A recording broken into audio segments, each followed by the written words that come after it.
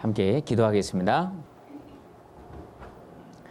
우주 만물을 창조하시고 인간 역사를 다스리시는 살아계신 하나님 아버지, 한 주간 동안 전도 집회를 허락해 주시고 오늘도 귀한 영혼 발걸음을 하나님 말씀 앞으로 인도해 주시니 진심으로 감사를 드립니다. 오늘 말씀을 듣는 영혼들 마음을 활짝 열고 이 하나님 말씀을 듣는 가운데서 하나님의 살아계심을 알고 끝까지 말씀을 듣는 가운데 예수님의 참사랑을 깨달을 수 있도록 아버지 하나님께서 도와주시기를 간절히 원합니다. 말씀을 전하는 자에게는 하나님께서 지혜와 총명을 덧입혀 주시고 말씀을 듣는 영혼은 하나님께서 크신 긍휼과 자비를 베풀어 주시고 열린 마음으로 간절한 마음으로 깨닫고자 하는 마음으로 말씀을 들을 수 있도록 도와주시옵소서. 오늘 말씀의 모든 시종을 전능하신 능력의 손길에 의탁하며 우리를 항상 사랑하시는 살아계신 우리 구주 예수님 이름으로 기도하였습니다. 아멘. 전도서 보겠습니다. 전도서 3장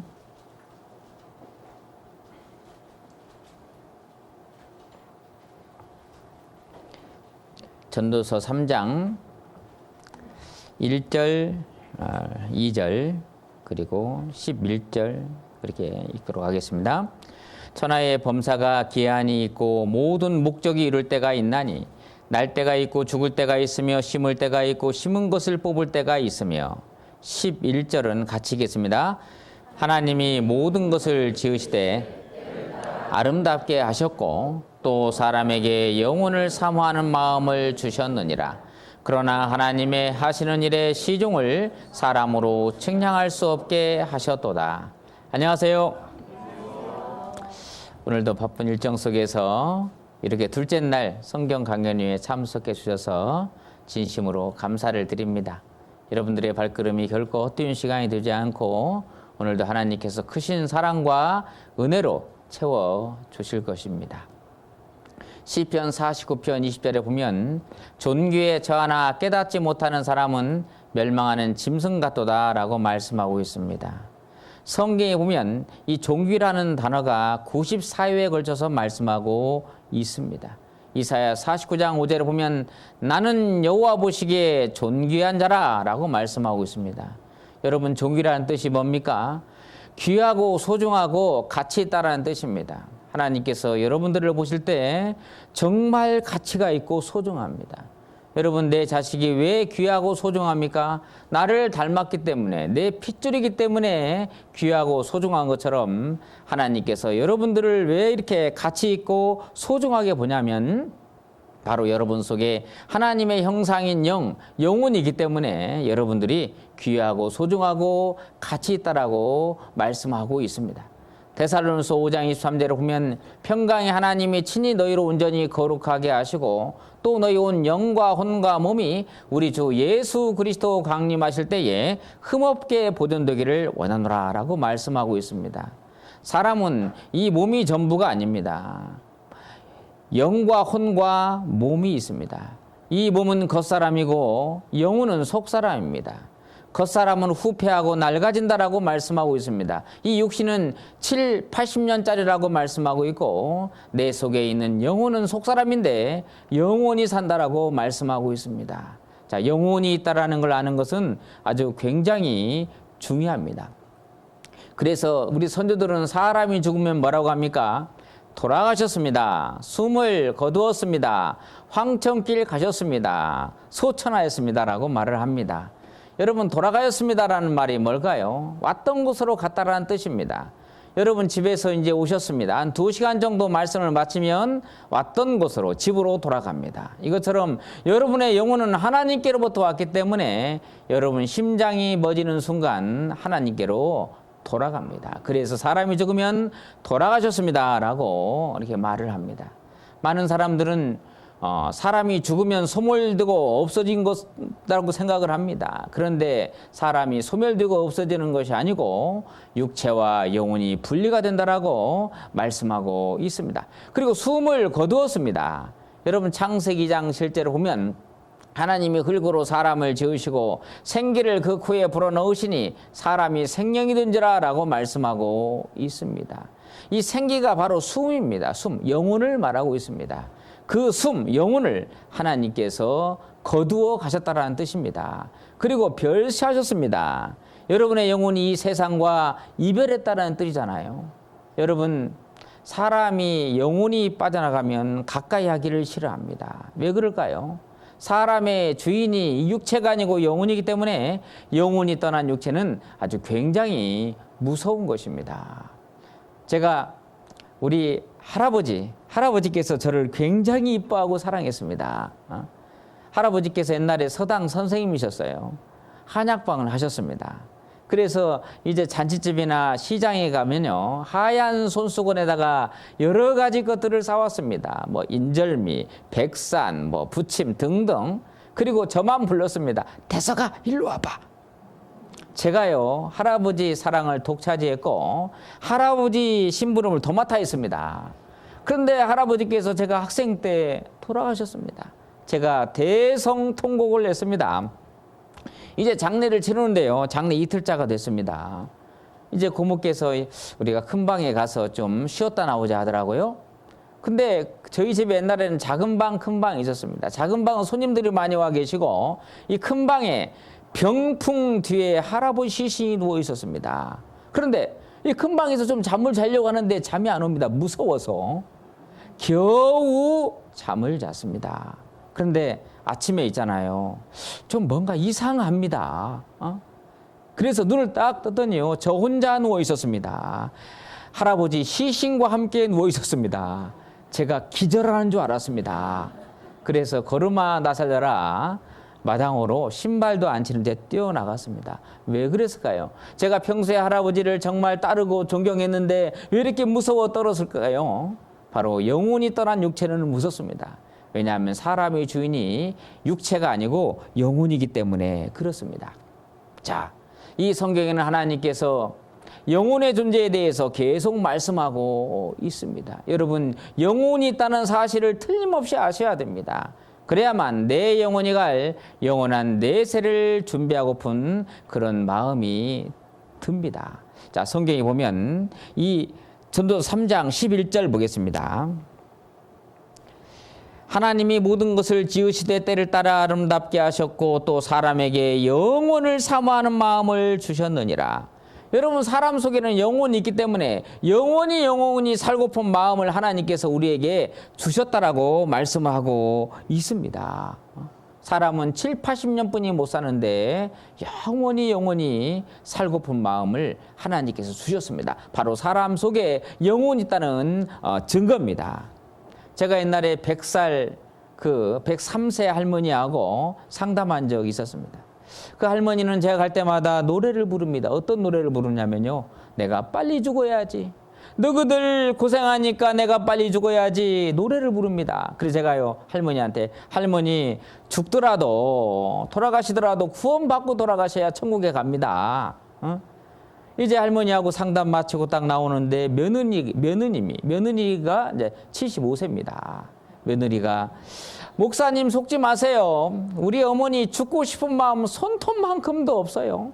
오늘 아침에 식사를 안 하시길래 어머니 밥 안 먹으면 죽어요 하니까 일어나서 미역국에다가 밥 한 공기 드셨다고. 어머니 죽고 싶은 마음이 없다라고 그렇게 말하더라고요. 그렇습니다. 사람은 이 속에 영혼이 있기 때문에 영원히 살고픈 마음이 이 안에 있는 것입니다. 제가 동영상 하나 보여드릴게요. 이 제목이 뭐냐면 죽을 뻔했네랍니다. 죽을 뻔했네. 자, 한번 보여드리겠습니다. 자, 여기 한번 보시겠습니다.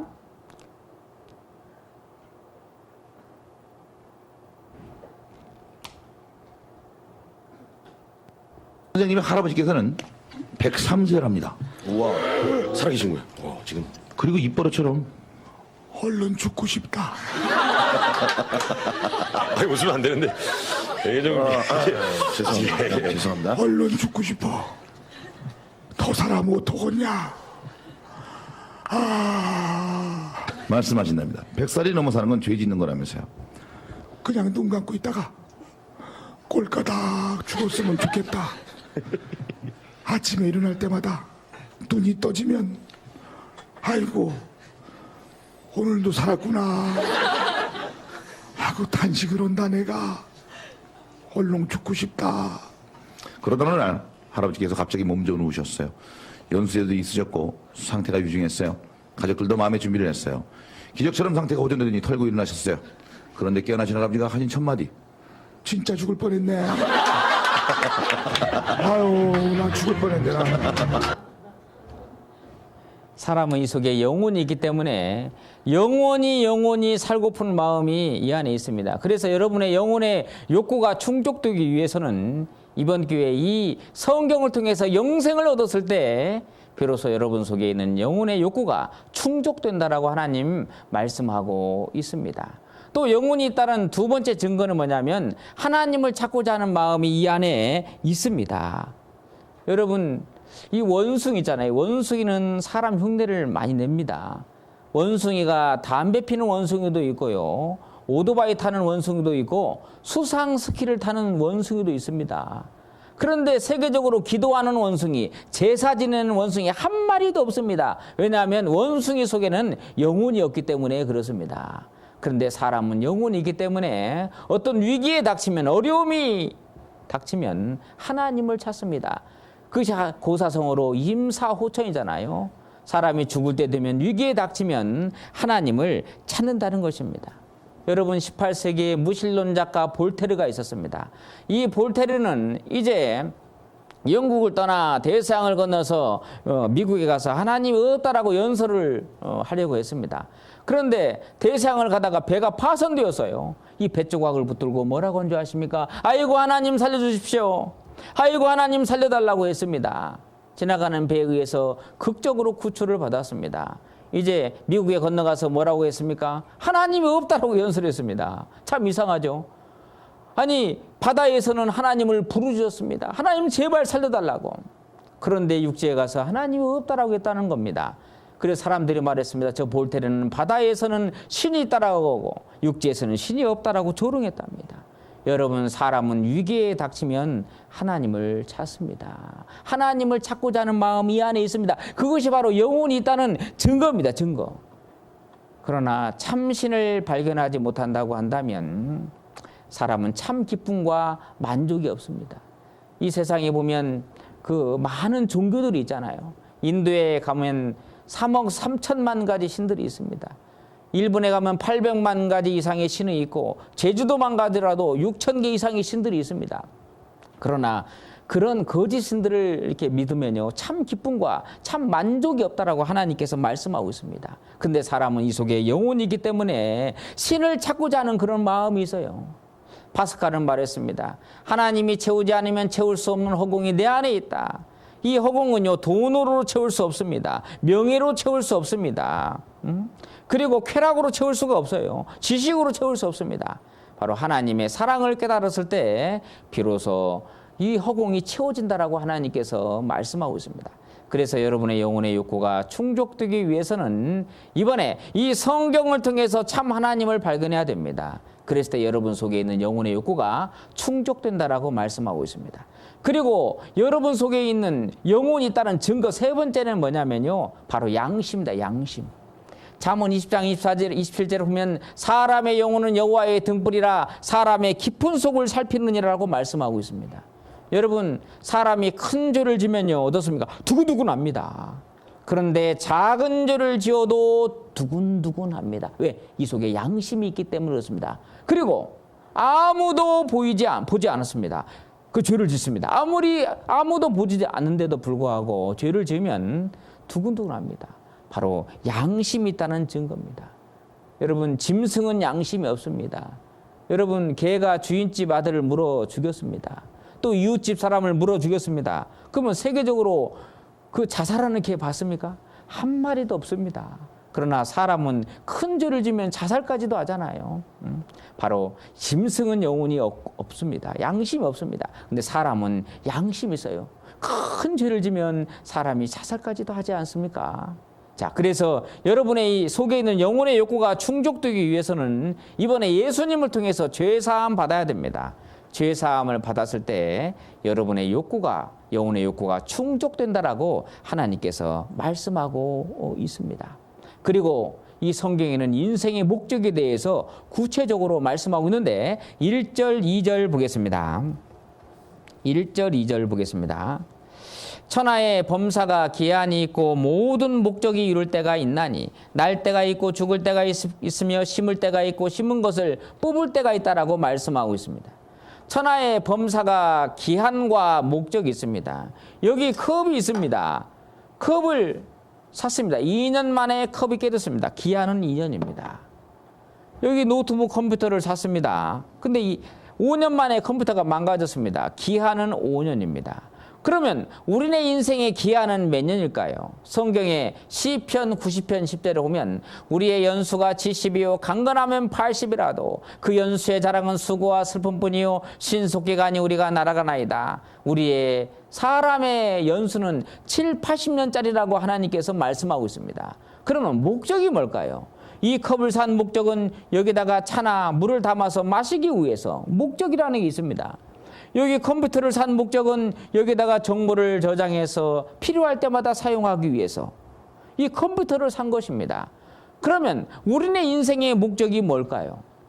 우리네 인생의 목적은 우리를 만드신 하나님께 물어봐야 됩니다. 하나님, 왜 나를 만드셨습니까? 왜 내가 이 세상에 태어났습니까? 나를 만드신 하나님께 물어봐야 됩니다. 어떤 사람이 발명품을 저한테 선물했습니다. 아무리 조작해도 이 발명품을 조작할 수가 없습니다. 그럼 누구한테 물어봐야 돼요? 발명자한테 물어보든지 사용 설명서를 보면 알 수가 있습니다.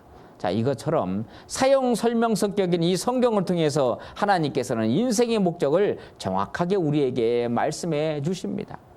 하나님께서 식물을 만든 목적은 동물과 사람을 위해서 만들었습니다.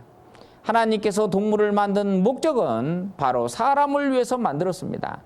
그러면 사람을 만드는 목적이 뭘까요? 바로 하나님을 위해서 만들었습니다. 왜냐하면 하나님께서는 사람을 하나님의 사랑의 짝으로 만들었습니다.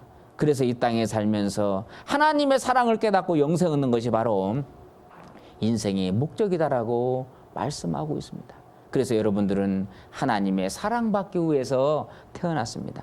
당신은 사랑받기 위해 태어난 사람, 당신의 삶 속에서 그 사랑받고 있지요. 당신은 사랑받기 위해 태어난 사람, 당신의 삶 속에서 그 사랑받고 있지요. 여러분들은 하나님의 사랑받기 위해서 이 세상에 태어났다라고 말씀하고 있습니다. 어떤 사람은 돈을 벌기 위해서, 쾌락을 얻기 위해서, 지식을 얻기 위해서, 명예를 얻기 위해서 이 세상에 태어났다라고 말하는 사람이 있습니다. 아닙니다. 여러분들은 이 세상에 왜 태어나냐면 하나님의 사랑을 깨닫고 영생 얻기 위해서 이 세상에 태어났다라고 말씀하고 있습니다. 특별히 하나님께서는 이스라엘의 세 번째 왕인 이 솔로몬에게 모든 부귀영화를 다 허락하셨습니다. 이 솔로몬은 하나님께 1천 번제를 드렸습니다. 하나님께서 감동을 받고 네 소원이 뭔고? 그 솔로몬이 말하기를 저에게 지혜를 달라고, 지혜를 주면 이스라엘 백성들을 잘 다스리겠다라고 말했습니다. 하나님께서는 지혜뿐만 아니라 모든 부귀영화를 다 누리도록 시험적으로 특별히 이스라엘의 세 번째 왕을 선택을 한 것입니다. 여기 전도서 보겠습니다. 2장 1절입니다. 2장 1절. 전도서 2장 1절. 나는 내 마음에 이르기를 자 내가 시험적으로 너를 즐겁게 하리니 너는 낙을 누리라 하였으나 본적 이것도 헛되도다. 여기 보면 시험적으로 솔로몬을 선택해서 모든 부귀영화를 누리도록 했습니다. 하나님께서는 솔로몬에게 돈을 주었습니다. 솔로몬은요 부자였습니다. 어느 정도 부자였냐면 사는 궁궐이요 다 금으로 도금되었습니다. 방패가 금이었습니다. 창이 금이었습니다. 칼이 금이었습니다. 그렇게 부자였습니다. 그리고 하나님께서는 이 솔로몬에게 쾌락을 누리도록 했습니다. 솔로몬은 아내가 1000명이에요. 누가 누군지도 아마 몰랐을 것입니다. 그렇게 쾌락을 누리며 살았습니다. 하나님께서는 이 솔로몬에게 명예를 주었습니다. 바로 이스라엘의 세 번째 왕이 되었잖아요. 하나님께서는 솔로몬에게 지식을 주었습니다. 솔로몬은 문학가였습니다. 솔로몬은 시인이었습니다. 노래에도 능한 사람이에요. 자, 그런 솔로몬에게 하나님께서 묻습니다. 야, 솔로몬, 너 이렇게 부귀영화를 누렸는데 인생이 어떠냐? 라고 물었을 때 솔로몬은 전도서 1장 2절에서 4절까지 말씀합니다. 보겠습니다. 전도서 1장 2절에서 4절까지 보겠습니다. 전도자가 가로되 헛되고 헛되며 헛되고 헛되니 모든 것이 헛되도다. 사람이 해 아래에서 수고하는 모든 수고와 자기에게 무엇이 유익한고 한 세대는 가고 한 세대는 오되 땅은 영원히 있도다. 여기 헛되고 헛되며 헛되고 헛되니 모든 것이 헛되도다라고 말했습니다. 왜 이 솔로몬은 헛되다라고 말했을까요? 이 솔로몬이 왜 헛되다라고 말했냐면 내 손으로 한 모든 일과 수고한 모든 수고와 바람을 잡으려는 것이기 때문에 헛되다라고 말했습니다. 이 부귀영화를 누리면 행복할 줄 알았습니다. 돈을 많이 벌면 이퀄 행복할 줄 알았습니다. 명예를 얻으면 행복할 줄 알았어요. 지식을 얻으면 행복할 줄 알았는데 그것이 이퀄 행복이 아니라는 것을 솔로몬은 말하고 있습니다. 전도서 2장 10절 11절 보겠습니다. 10절 11절 무엇이든지 내 눈이 원하는 것을 내가 금하지 아니하며 무엇이든지 내 마음이 즐거워하는 것을 내가 막지 아니하였으니 이는 나의 모든 수고를 내 마음이 기뻐하였음이라. 이것이 나의 모든 수고로 말미암아 얻은 분복이로다. 그 후에 본즉 내 손으로 한 모든 일과 수고한 모든 수고가 다 헛되어 바람을 잡으는 것이며 해 아래서 무익한 곳이로다. 여기에 10절에 보면 무엇이든지 내 눈이 원하는 것을 내가 금하지 아니하였습니다.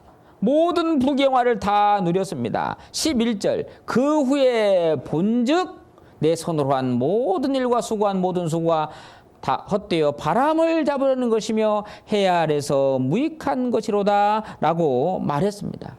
여러분, 바람을 잡을 수 있어요? 손을 펴서 한번 바람을 잡으십시오. 헛수고합니다. 헛수고. 아무리 바람을 잡으려고도 잡을 수가 없는 것입니다.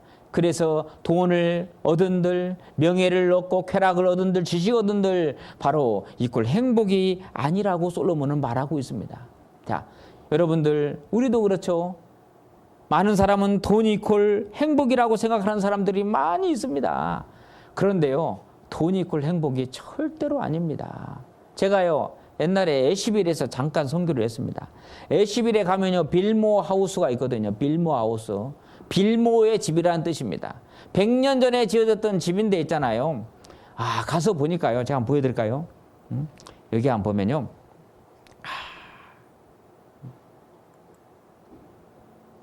이렇게 보이십니다.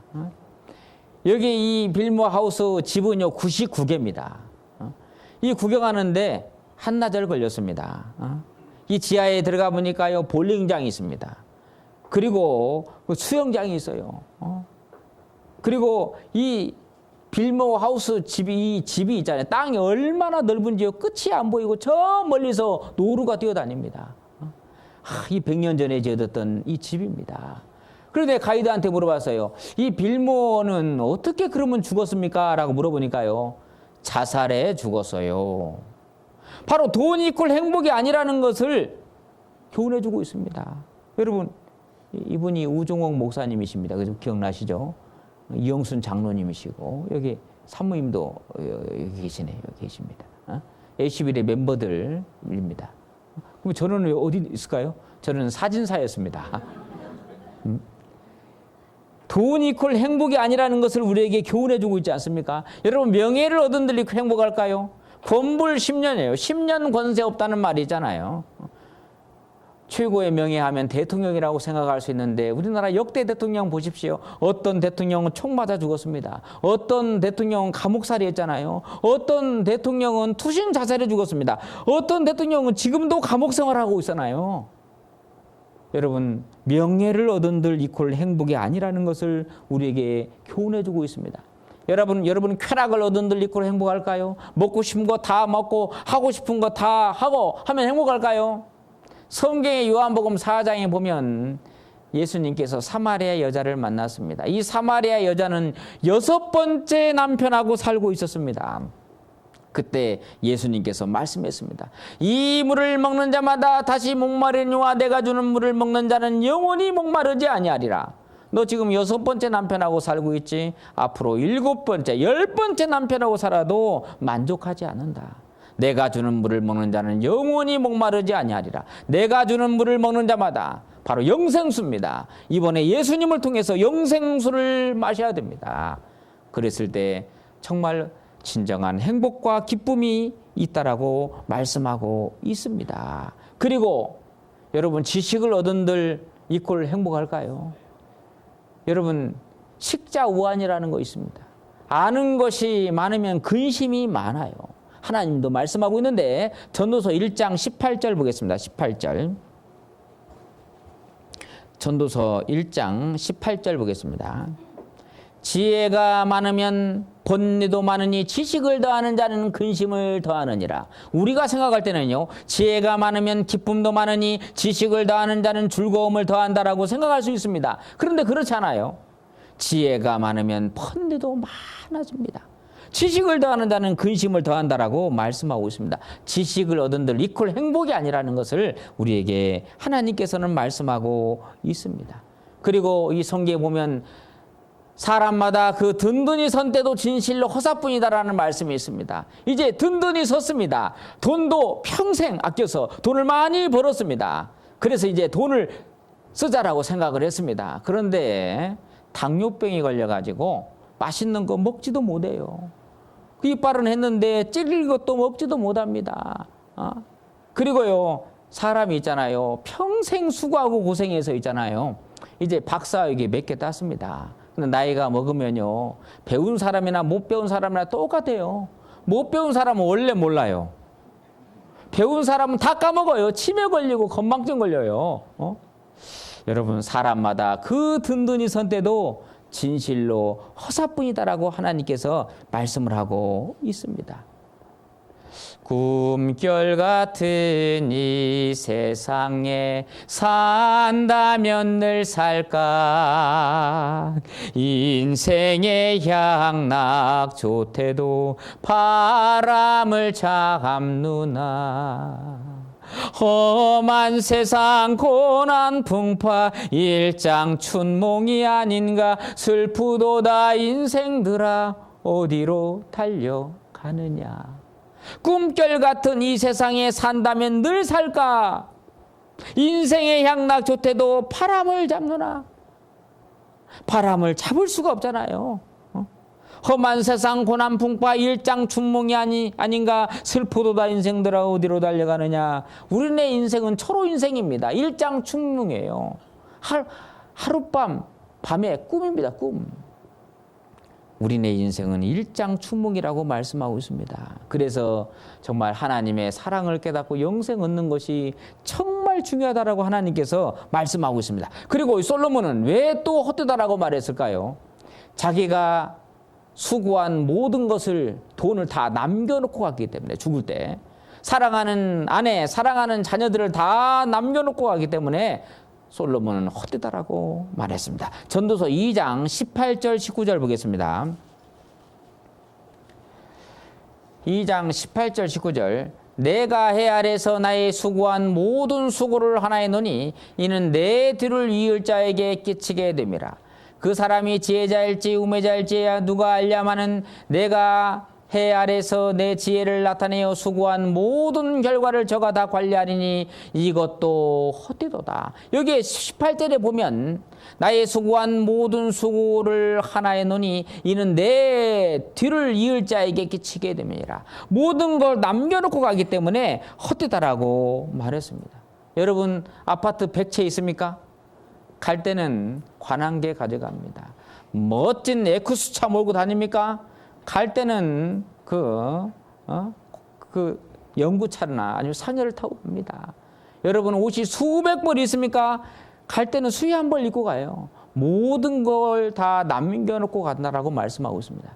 누가 보면 12장에 보면 한 부자가 있었습니다. 소출이 풍성했습니다. 예 곳간을 얼고 새 곳간을 짓고 말하기를 내 영혼아 여러 해 쓸 물건을 많이 쌓아두었으니 평안히 먹고 마시고 즐거워하자리라 하되 주님께서는 뭘 하겠습니까? 어리석은 자여 오늘 밤에 네 영혼을 도로 찾으리니 그러면 네 예비한 것이 네 것이 되겠느냐.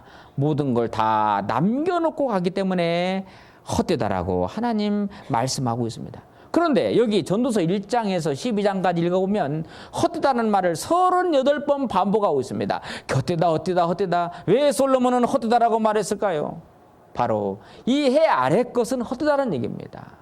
헛되지 않는 것이 있는데 해 위의 것 바로 영원하고 영원한 영생을 영원하고 완전한 영생을 얻었을 때 사람이 비로소 기쁨과 행복을 누린다라고 이 솔로몬은 말하고 있습니다. 그런데 많은 사람들은 해 아래 것을 위해서 살고 있잖아요. 해 아래 것만 줬다가 결국 7, 80년짜리 인생을 살다가 그 7, 80년 인생은 수고와 슬픔뿐 인생이다라고 말씀하고 있어요. 그리고 이 7, 80년은 신속기간이 우리가 날아간다라고 말씀하고 있습니다. 그것을 위해서 살아가고 있습니다. 자, 시편 90편 한번 보겠습니다. 시편 90편 10절에서 12절까지 보겠습니다. 10절에서 12절까지. 우리의 연수가 70이요 강건하면 80이라도 그 연수의 자랑은 수고와 슬픔뿐이요 신속기간이 우리가 날아가나이다. 누가 주의 노의 능력을 알며 누가 주를 두려워할 때로 주의 진노를 알리까. 우리에게 우리날 계수함을 가르치사 지혜의 마음을 얻게 하소서. 여기에 보면 우리의 연수가 70이요 강건하면 80이다라고 말씀하고 있습니다. 어떤 사람이 지혜로운 사람입니까? 이 7, 80년을 계수하는 사람이 지혜로운 사람이다라고 말씀하고 있습니다. 여러분 70년을 한번 세워봤습니까? 날수로 환산하면 25,550일입니다. 여러분 하루가 얼마나 빨리 지나갑니까? 70년 금방 지나갑니다. 그리고 달수로 환산하면 840달입니다. 여러분 매달도 빨리빨리 지나가잖아요. 달력 840번 넘기면 인생을 마무리 지어야 됩니다. 어떤 사람이 지혜로운 사람이냐? 우리네 연수가 70이요 강건하면 80이다. 아하, 나도 죽음이 정말 임박했구나라는 걸 아는 사람이 지혜로운 사람입니다. 왜냐하면 그 사람은 죽음을 생각하면서 죽음을 준비하기 때문에 내 영혼이 갈 영원할 내세를 준비하고픈 마음이 생기기 때문에 그렇습니다. 그리고 여기에 말씀에 보면요 10절 우리의 연수가 70이요 강건하면 80이라도 그 연수의 자랑은 수고와 슬픔뿐이요 수고와 슬픔뿐이요. 우리네 인생은 수고와 슬픔뿐인 인생이다라고 말씀하고 있습니다. 여러분 한약을 달여가지고 한약을 짜면 한약이 뚝뚝 떨어지는 것처럼 여러분 인생을 인생의 3배단을 꼭 꽉 짜면요 수고와 슬픔이라는 두 단어가 뚝뚝 떨어집니다. 여러분의 인생을 갖다가 딱 짜면요 수고와 슬픔이라는 두 단어가 떨어져요. 그리고 그 수고와 슬픔뿐 인생도 오래오래 살고 싶은데요 여기에 말씀이 뭐라고 말씀하고 있습니까? 10절 다시 보겠습니다. 우리 연수가 70이요 강건하면 80이라도 그 연수의 자랑은 수고와 슬픔뿐이요 신속기간이 우리가 날아가나이다. 날아간다라고 말씀하고 있습니다. 여러분 화살에다가 시루를 메고요 픽 쏘면요 금방 날아가서 관역이 딱 바뀝니다. 우리네 인생도요 탯줄을 끊자마자 어떻습니까? 유아기, 유년기, 청년기, 아니 청소년기, 청년기, 중년기, 노년기 무덤에 들어가요. 무덤이에요. 우리도 태어나자마자 죽음으로 향하는 시한부 인생을 살고 있습니다. 여러분 어떤 사람은 몹쓸 병에 걸려서 시한부 인생을 사는 사람이 있죠. 시한부 인생 3년. 그런데 우리는요 70년짜리 시한부 인생을 살아가고 있습니다. 그래서 우리네 인생이 태어나자마자 죽음으로 향하여 나아가고 있다는 사실을 우리는 아셔야 됩니다. 신속기간이 우리가 날아가나이다. 저도 20대가 있었어요. 20대. 20대는요 최강 동안이었습니다. 최강 동안이었어요. 제가 고등학교 1학년으로 보였어요. 제가 이제 35살에 전도인이 됐습니다. 그런데 너무 동안이다 보니까요, 이 목기를 제대로 못하겠다 생각이 들더라고요. 그래서 빨리 40살 되고 싶다라는 그런 소원이 있었습니다. 근데 40살이 훌쩍 넘기더라고요. 조금 지나니까 이제 금방 50이 넘습니다. 제가 30대 후반에 있잖아요. 어떤 자매님께서 저한테 이런 말을 했습니다. 목사님 눈이 너무 커요. 그러니까 제발 안경 좀 써주십시오 라고 부탁을 하더라고요. 그 이후로 제가 안경을 썼습니다. 근데요, 지금 거울을 딱 쳐다보면요, 눈이 처졌어요, 이렇게. 안경 쓰나 안 쓰나 똑같아, 진짜로 지금은요. 그렇게 컸던 눈이 다 조그마졌습니다, 제가 조금. 신속기간이 우리가 날아가나이다. 우리네 인생의 모습입니다. 제가요, 35년 전 사진이 있더라고요. 보여드릴까요? 35년 전의 사진입니다. 그걸 보니까요, 너무, 내가 35년 전으로 돌아갔으면 정말 좋겠다라는 생각이 들더라고요. 제가 한번 보여드리겠습니다. 이게 잘 안 보여주는데. 자, 이렇게 한번 보여드리겠습니다. 여기 한번 보겠습니다.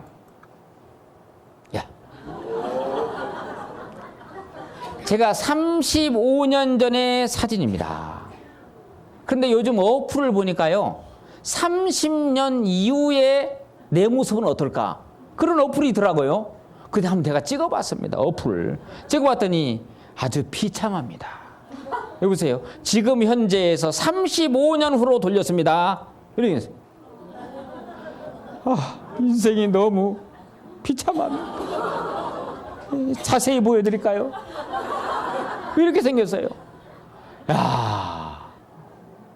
신속기간이 우리가 날아가나이다. 정말 그렇습니다. 여러분, 여기 우리 젊은 자매님들 옛날에 아주 절세 미인이었잖아요.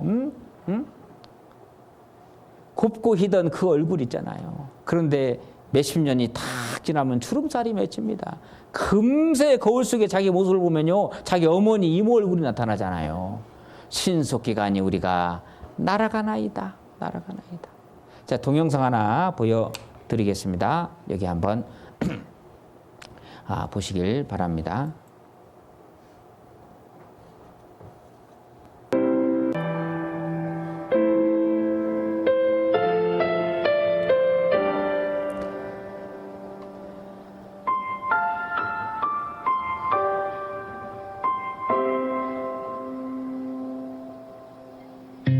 곱고 희던 그 손으로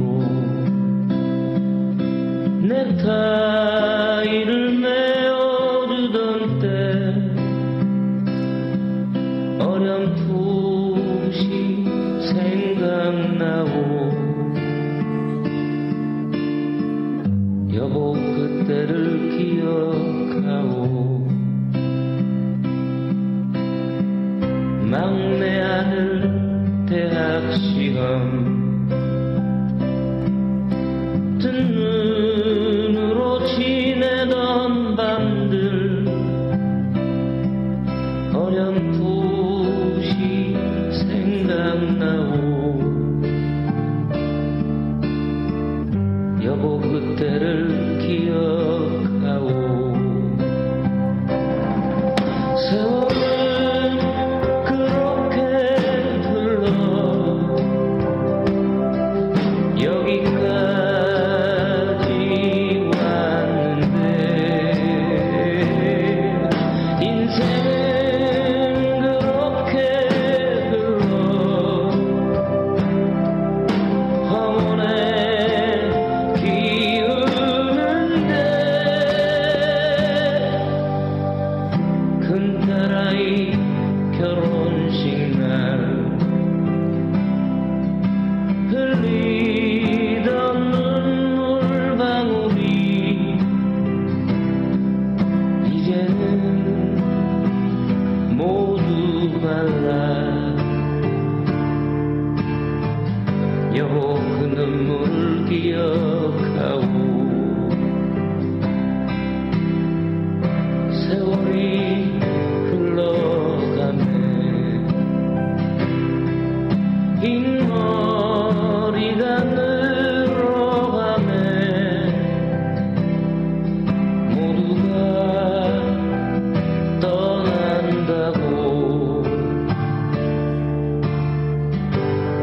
내 손을 꼭 잡았소. 세월은 그렇게 흘러 여기까지 왔는데 인생은 그렇게 흘러 황혼에 기우는데 다시 모두 그 먼 길을 어찌 혼자 가려 하오. 여기 날 홀로 두고 여보 왜 한마디 말이 없소. 여보 안녕히 잘 가시게. 여보 안녕히 잘 가시게. 여보 안녕히 잘 가시게.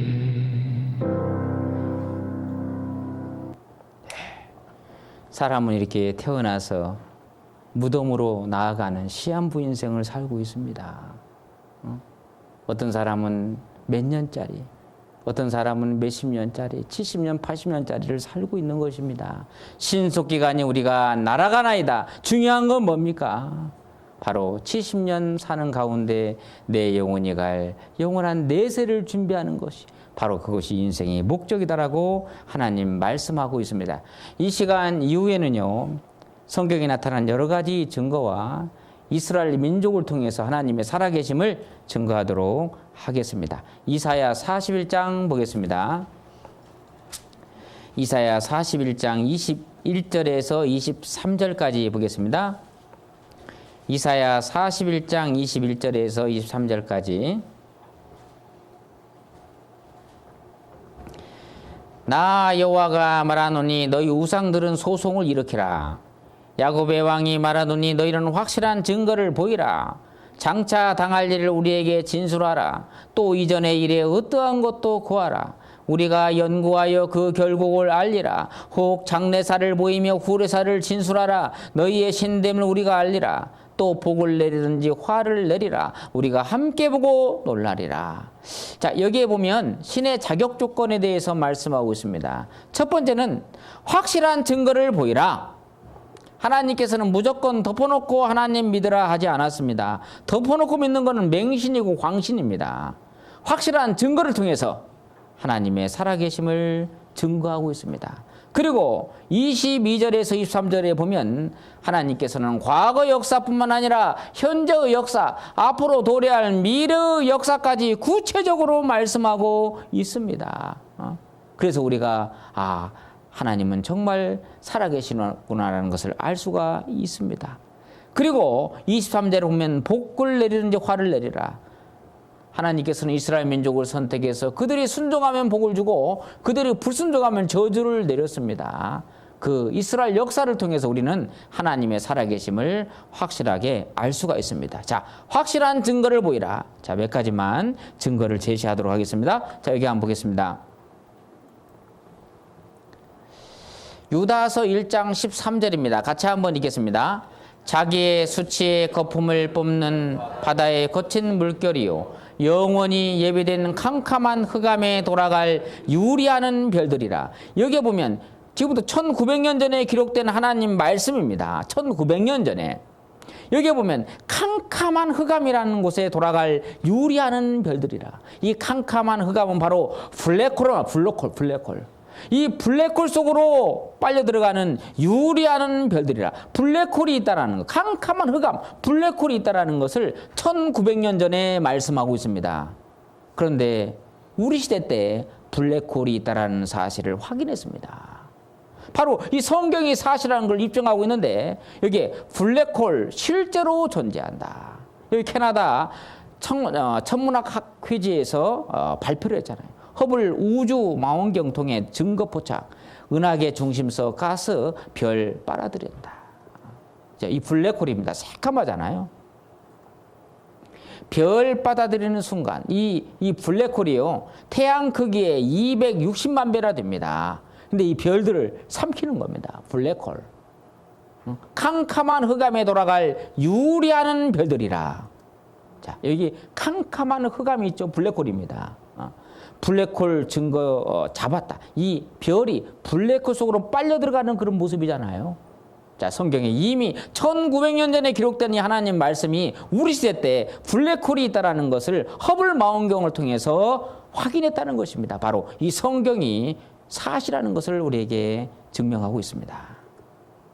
여호수아 10장 12절 13절 보면 여호와께서 아무리 사람을 이스라엘 자손에게 붙이던 날에 여호수아가 여호와께 고하되 이스라엘 목전에서 가로되 태양아 너는 기붕 위에 머무르라 달아 너도 야알론 골짜기에 그리할지다 하매 태양이 머물고 달이 그치기를 백성이 그 대적에게 원수를 갚도록 하였느니라.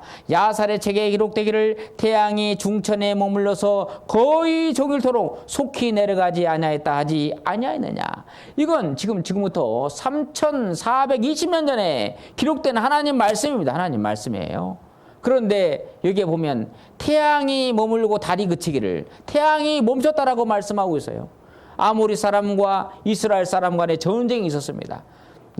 낮에는 이스라엘 사람이 승리하고 밤에는 아모리 사람이 승리했습니다. 이스라엘 사람들이 많이 죽자 여호수아는 하나님께 기도했습니다. 태양이 중천에 머무르게 해달라고. 하나님께서 그 기도를 응답해 주셨고 여기에 보면 거의 종일토록 속히 내려가지 아니했다 하지 아니하였느냐. 전무후무한 일이 일어났다는 얘기입니다.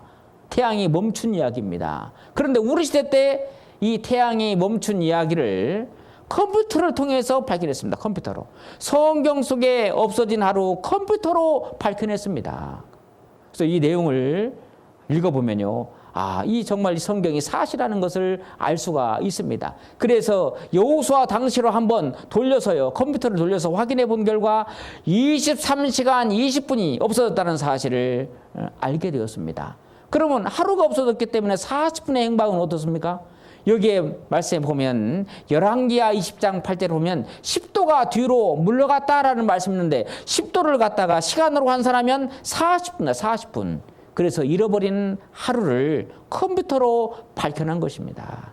예일 대학의 토튼 박사의 여호수아 길었던 하루, 미국 시사 주간지 뉴욕 타임즈, 인디아나주 월간지 스펜서 이브닝 월드지에서 이렇게 발췌를 했습니다.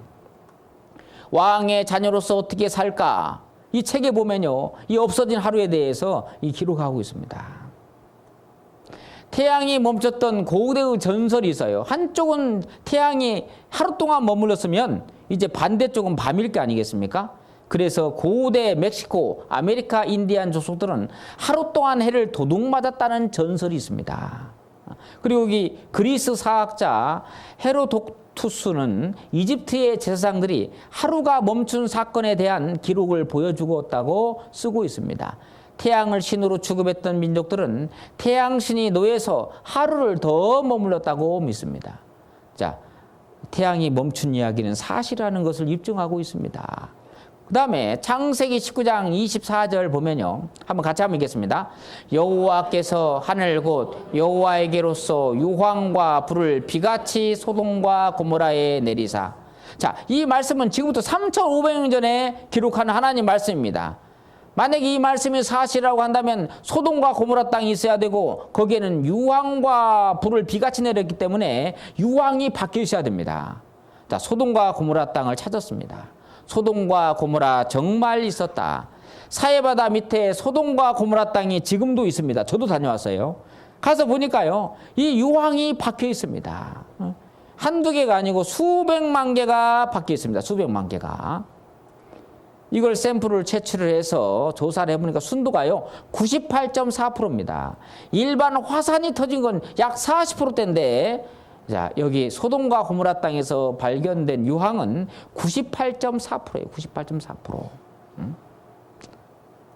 바로 이 성경이 사실이라는 것을 우리에게 입증해주고 있습니다. 또 욥기 37장 16절을 보면 구름에 평평하게 뜬 것과 구름이 평평하다라고 말씀하고 있어요.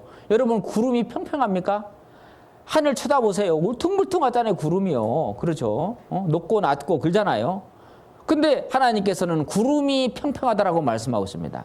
그런데 비행기 위에서 딱 보면요, 구름이 평평합니다. 욥기 36장에 보면 물의 순환에 대해서 말씀하고 있는데, 그가 물을 가늘게 이끌어 올리신즉 그것이 안개되어 비를 이루고 그것이 공중에서 내려 사람 위에 쏟아지느니라. 그래서 비가 오면 강과 호수를 따라서 바다로 내려갑니다. 바다가 넘치지 않죠. 하나님께서 그 태양을 통해서 물을 가늘게, 바닷물을 끌어올립니다. 민물을요. 그래서 구름을 만들고 바람을 불게 해서 육지에다가 비를 쏟습니다. 그래서 식물과 동물이 자라게 되는 겁니다. 물의 순환이죠. 성경에 3,500년 전에 기록되어 있습니다. 자, 이게 보겠습니다. 항공에서 보면요, 이 구름이 평평합니다. 평평해요. 그리고 하나님께서 물을 가늘게 끌어올려가지고 구름이 되고 바람을 불게 해서 비로 내리잖아요. 이렇게 구름 위에서 비를 내립니다. 그래서 이 성경이 정말 사실이라는 것을 우리가 알 수가 있습니다. 욥기 36장 30절 31절 같이 한번 읽겠습니다. 그가 번갯빛으로 자기의 사면에 누르시며 바다 밑도 가리우시며 이런 것들로 만민을 징벌하시며 이런 것들로 식물을 풍부히 주시느니라. 하나님께서 이 욥기 지금부터 3,500년 전에 번개를 만드는 목적에 대해서 말씀했는데, 첫 번째는 만민을 징벌하시며 1년에 번개마저 죽는 사람이 1,000명이 넘습니다. 그리고 식물을 풍부히 주시느니라. 하나님께서는 이 번개를 통해서 대기 중에 있는 78%가 되는 이 질소를 일부를 질산으로 변화시켜서 비를 타고 땅속에 스며들게 합니다. 그래서 질소 비료를 내리는 역할을 바로 번개가 한다는 것을 말씀하고 있습니다. 그것이 1995년도에, 이 말씀은 3,500년 전에 기록된 하나님 말씀인데 바로 1995년도에 밝혀졌습니다. 이 성경 말씀이 사실이라는 것을. 번개가 치면요, 높은 산에도 식물들이 잘 자랍니다. 장흥의 제암산도 있잖아요. 5월 달에 가보면 이 철쭉이요, 사람 키보다 더 커요.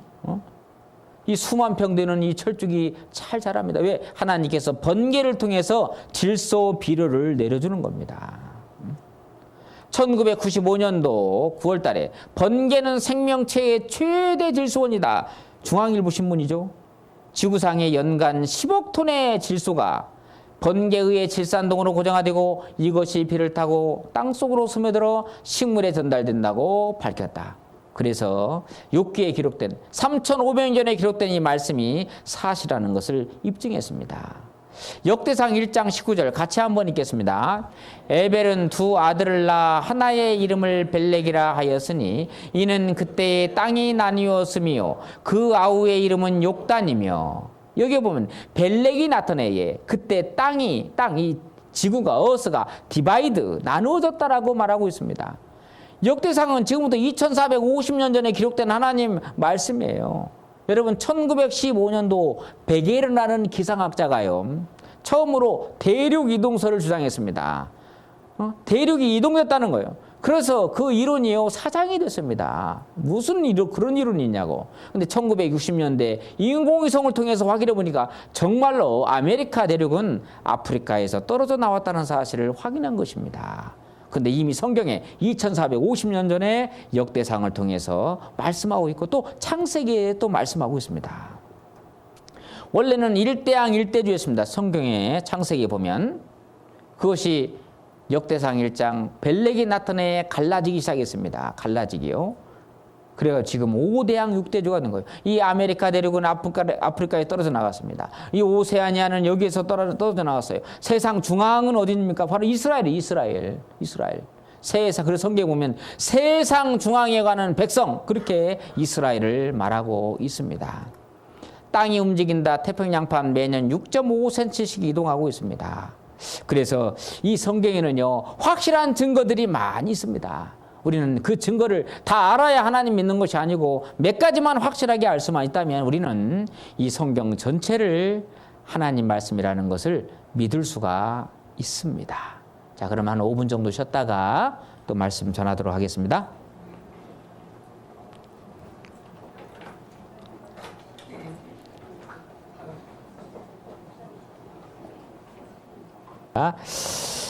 어제는 에덴 동산과 노아 홍수 사건에 대해서 말씀드렸습니다. 에덴 동산과 노아 홍수 사건은 신화와 전설이 아니고 사실이라는 것을 우리가 알 수가 있습니다. 자, 노아 홍수 사건이 있은 후에 500년의 역사가 지났습니다. 바로 창세기 11장의 역사입니다. 이 창세기 11장에 보면 니무롯이라는 사람이 있었는데 영걸입니다.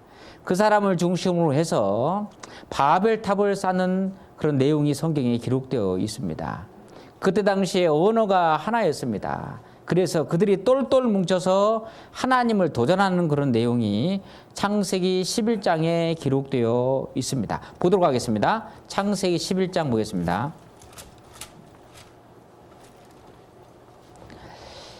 1절입니다. 1절에서 4절까지 온 땅에 구음이 하나이요 언어가 하나이었더라.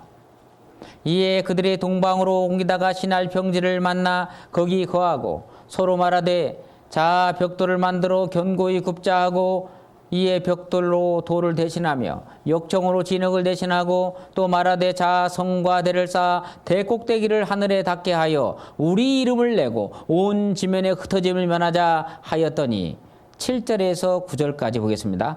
자 우리가 내려가서 거기서 그들의 언어를 혼잡게 하여 그들로 서로 알아듣지 못하게 하자 하시고 여호와께서 거기서 그들로 온 지면에 흩으신 거로 그들이 성 쌓기를 그쳤더라.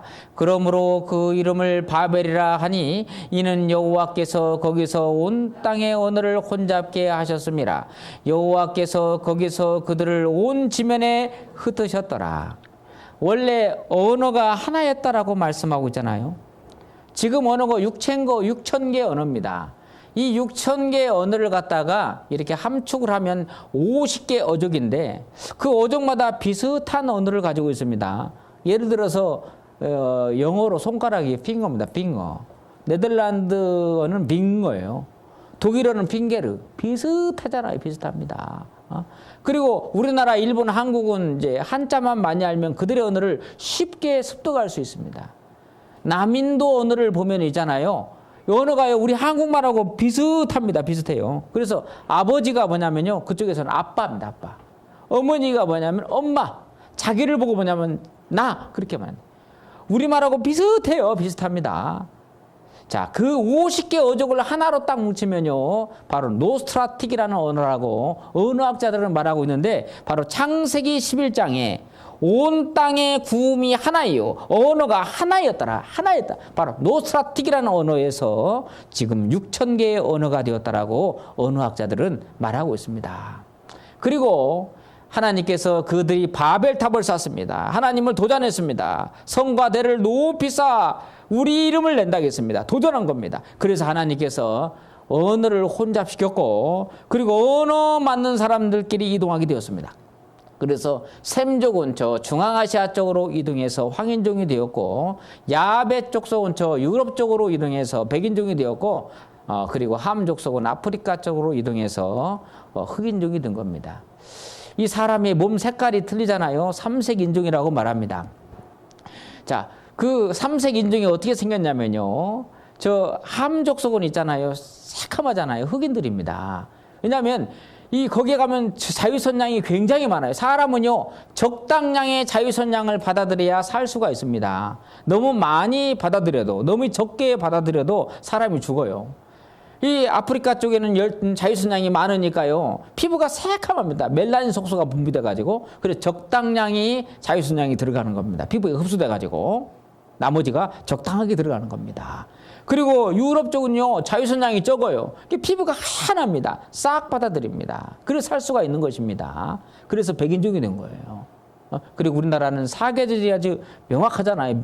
그렇기 때문에 황인종이 된 것입니다. 그래서 성경을 보면 언어가 이렇게 분리된 이유를 알 수가 있고, 그래서 삼색인종이 생긴 이유를 이 성경을 통해서 알 수가 있습니다. 그러면 이 바벨탑 쌓는 곳, 지금 바벨론 지역을 말하고 있습니다. 거기에 가면, 여기에 보면 뭐라고 말씀하고 있습니다. 3절에 서로 말하되 벽돌을 만들어 견고히 굽자 하고 이에 벽돌로 돌을 대신하며 역청으로 진흙을 대신하고, 역청으로 진흙을 대신한다 했습니다. 역청을 발랐다는 얘기죠. 콜타르입니다. 자, 그것들이 지금 발견되었습니다. 그럼 한번 이 바벨탑, 이 창세기 11장의 역사가 정말 사실이라는 것을 영상을 통해서 한번 확인해 보도록 하겠습니다. 자, 여기 한번 보시길 바랍니다.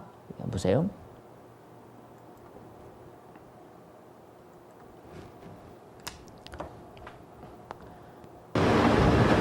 바그다드 남쪽 300km 아브라함의 출생지로 잘 알려진 우르에 거대한 지구라트가 남아 있습니다.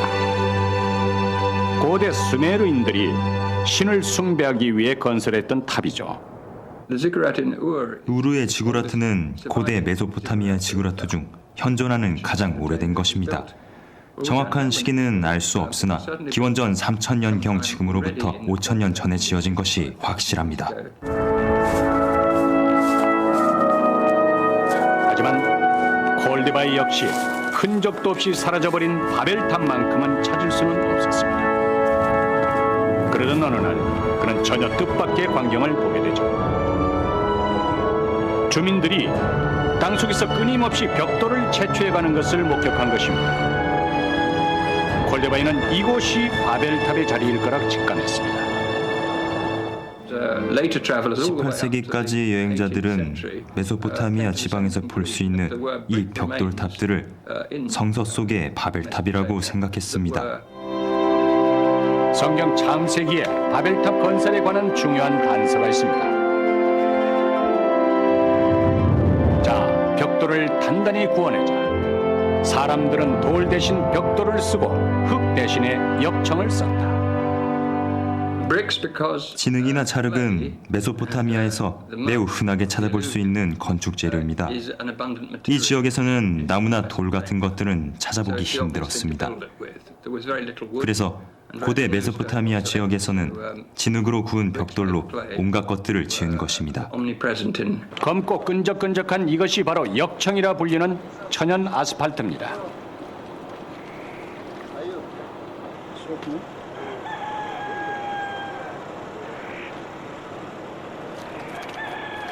지금도 이곳 사람들은 역청을 채취해 아주 요긴하게 사용합니다. 처음엔 무르지만 금방 단단해지면서도 접착력이 강해 건축 방수 재료는 최고죠.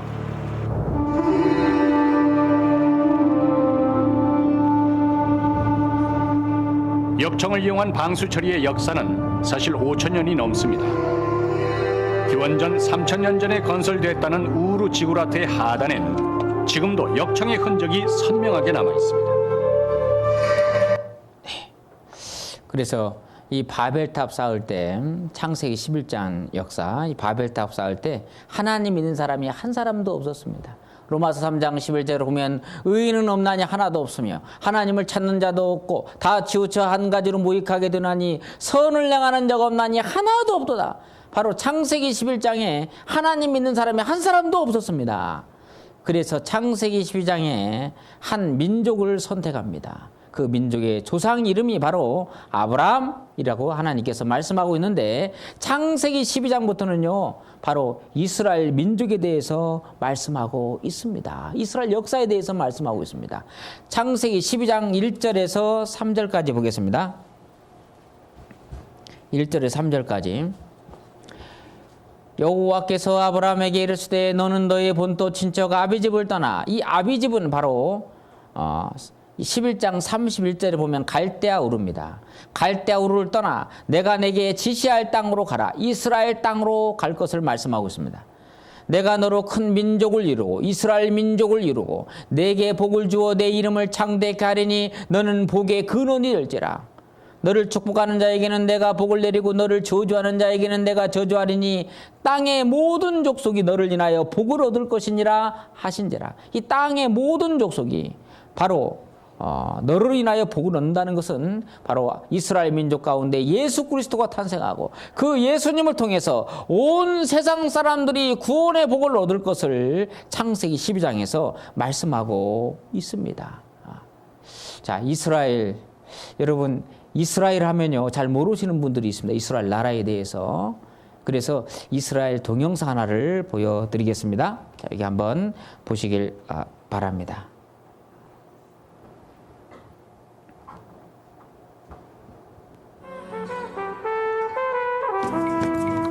아시아 대륙의 서쪽 끝, 중동의 척박한 땅에 자리한 이스라엘.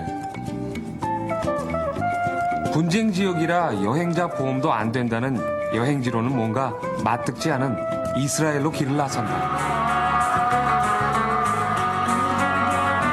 살아있는 성서의 땅 이스라엘.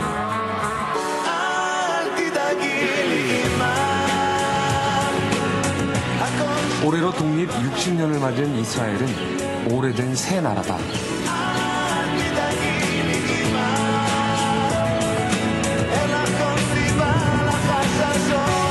세속과 종교, 옛것과 새로운 것, 유대인과 아랍인이 한데 섞여 있는 독특한 나라. 거대하고 황량한 허허벌판을 젖과 꿀이 흐르는 땅으로 일궈낸 그 기적 속으로 시간 여행을 떠나자. 이스라엘의 면적은 남한의 약 5분의 1, 인구는 728만 명으로 생각보다 작은 나라다. 이스라엘은 전 세계 유대인이 모여 만든 이민자의 나라다. 1900년대 초에는 러시아와 동유럽에서, 1930년대에는 나치 독일을 피해 독일 사람들이, 1950년대에는 아랍인들의 핍박을 피해 북아프리카 사람들이 이주해왔다. 한마디로 인종의 용광로다. 국기도 이스라엘이 유대교의 나라임을 말해주고 있다. 이스라엘 민족 하면 다른 말로 말하면 유태인, 히브리인 그렇게 말합니다. 왜 유태인이라고 말하냐면 솔로몬 왕 다음 시대 때 이스라엘이 북이스라엘과 남유다로 쪼개졌는데 유다인, 유태인 바로 이렇게 된 겁니다. 그리고 히브리인이라는 뜻은 뭐냐면요, 유프라테스 강을 건너서 왔다 해서 강을 건넜다라는 뜻은 뜻인 바로 히브리인 그렇게 말합니다. 그래서 이스라엘 민족을 유태인, 히브리인 그렇게 말합니다. 성경에 보면 유태인과 이방인 그렇게 나와 있습니다. 바로 유태인은 바로 이스라엘 민족을 말하고 있고 유태인이 아닌 백성은 다 이방인입니다. 그리고 우리들도 당연히 이방인이죠. 자, 어떤 분이 이렇게 질문합니다. 왜 하나님께서는 이스라엘 민족만 선택했습니까? 이스라엘 민족만 사랑해서 이스라엘 민족을 선택했습니까? 그렇게 이제 질문하는 분들이 종종 있습니다. 그런데 로마서 3장 29절을 보면 하나님은 홀로 유대인의 하나님이시뇨? 이방인의 하나님은 아니시뇨? 진실로 이방인의 하나님도 되시느니라. 우리들의 하나님이에요. 우리들의 하나님. 근데 왜 이스라엘 민족을 선택했냐? 이스라엘 역사를 통해서 하나님의 살아계심을 이방인들이 깨닫게 하기 위해서 특별히 이스라엘 민족을 하나님께서 증인으로 성경에 보면 선택했다라고 말씀하고 있습니다. 여러분, 증인은 사실을 밝혀주는 사람이 증인이잖아요. 이것처럼 하나님의 살아계심을 밝혀주는 민족이 바로 이스라엘 민족입니다. 그래서 우리는 반드시 이스라엘 역사를 공부해야 됩니다. 이스라엘 역사는 여기서 여기까지입니다. 이스라엘 역사예요. 우리는 이스라엘 역사를 자세하게 배우면 성경은 정말 사실이고 하나님은 정말 계시는구나. 왜? 이스라엘은 여호와의 증인이기 때문에 그렇습니다. 증인이기 때문에. 이사야 43장 보겠습니다. 이사야 43장 10절.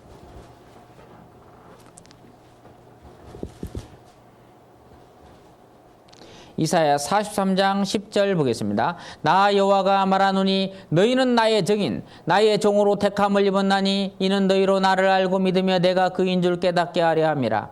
나의 전에 지음을 받은 신이 없었느니라. 나의 후에도 없으리라. 너희는 나의 증인. 여러분, 미국의 홀로코스트에 딱 가면요 있잖아요. 입구에 딱 들어가면 You are my witness 이렇게 나와 있습니다. 너희는 나의 증인 그렇게 나와 있거든요. 이 너희가 누구냐? 한국 사람이 아닙니다. 여기 43장 1절에 보면 너희가 누군지 알 수가 있는데 야곱아 너를 창조하신 여호와께서 이제 말씀하시느니라. 이스라엘아 너를 조성하신 자가 이제 말씀하시느니라. 너는 두려워 말라. 내가 너를 구속하였고 내가 너를 지명하여 불렀나니 너는 내 것이라. 바로 이스라엘을 두고 너희는 나의 증인 그렇게 말하고 있습니다. 여러분, 한국 사람이 2사람, 4사람 짝져 다니면서 이제 초인종 누르잖아요. 어디서 오셨습니까? 나는 왕국회관에서 왔습니다. 여호와 증인입니다. 가짜입니다. 가짜. 여러분, 여호와의 증인은요, 이 유태인만 여호와의 증인이에요. 우리 한국 사람은 예수님의 증인은 될 수 있어도 여호와의 증인은 바로 유태인이 여호와의 증인이라는 것을 알 수가 있습니다. 자, 하나님께서 왜 이스라엘 민족을 선택했는지 한번 세 가지를 한번 살펴보도록 하겠습니다. 자, 여기 한번 보겠습니다. 왜 하나님께서 이스라엘 민족을 선택했는지, 왜 이스라엘 민족을 선택했는가? 첫 번째는 하나님의 말씀을 맡김. 특별히 하나님께서는 이스라엘 민족을 선택해서 그들에게 하나님의 말씀을 받아서 기록하도록 했습니다. 이 성경은 유태인에 의해서 기록했습니다. 그리고 이 성경 말씀이 온 세상에 전파되면 끝이 온다라고 말씀하고 있습니다. 마태복음 4장에. 여기 한번 보겠습니다. 로마서 3장 1절 2절 같이 한번 읽겠습니다. 그런즉 유대인의 나음이 무엇이며 할례의 유익이 무엇이뇨? 범사에 많으니 첫째는 저희가 하나님의 말씀을 맡았음이니라. 유대인의 나음이 뭐뇨? 첫째는 저희가 하나님의 말씀을 맡았음이니라. 넓은 논에 모를 심기 위해서는 모짜리를 하잖아요. 모짜리판.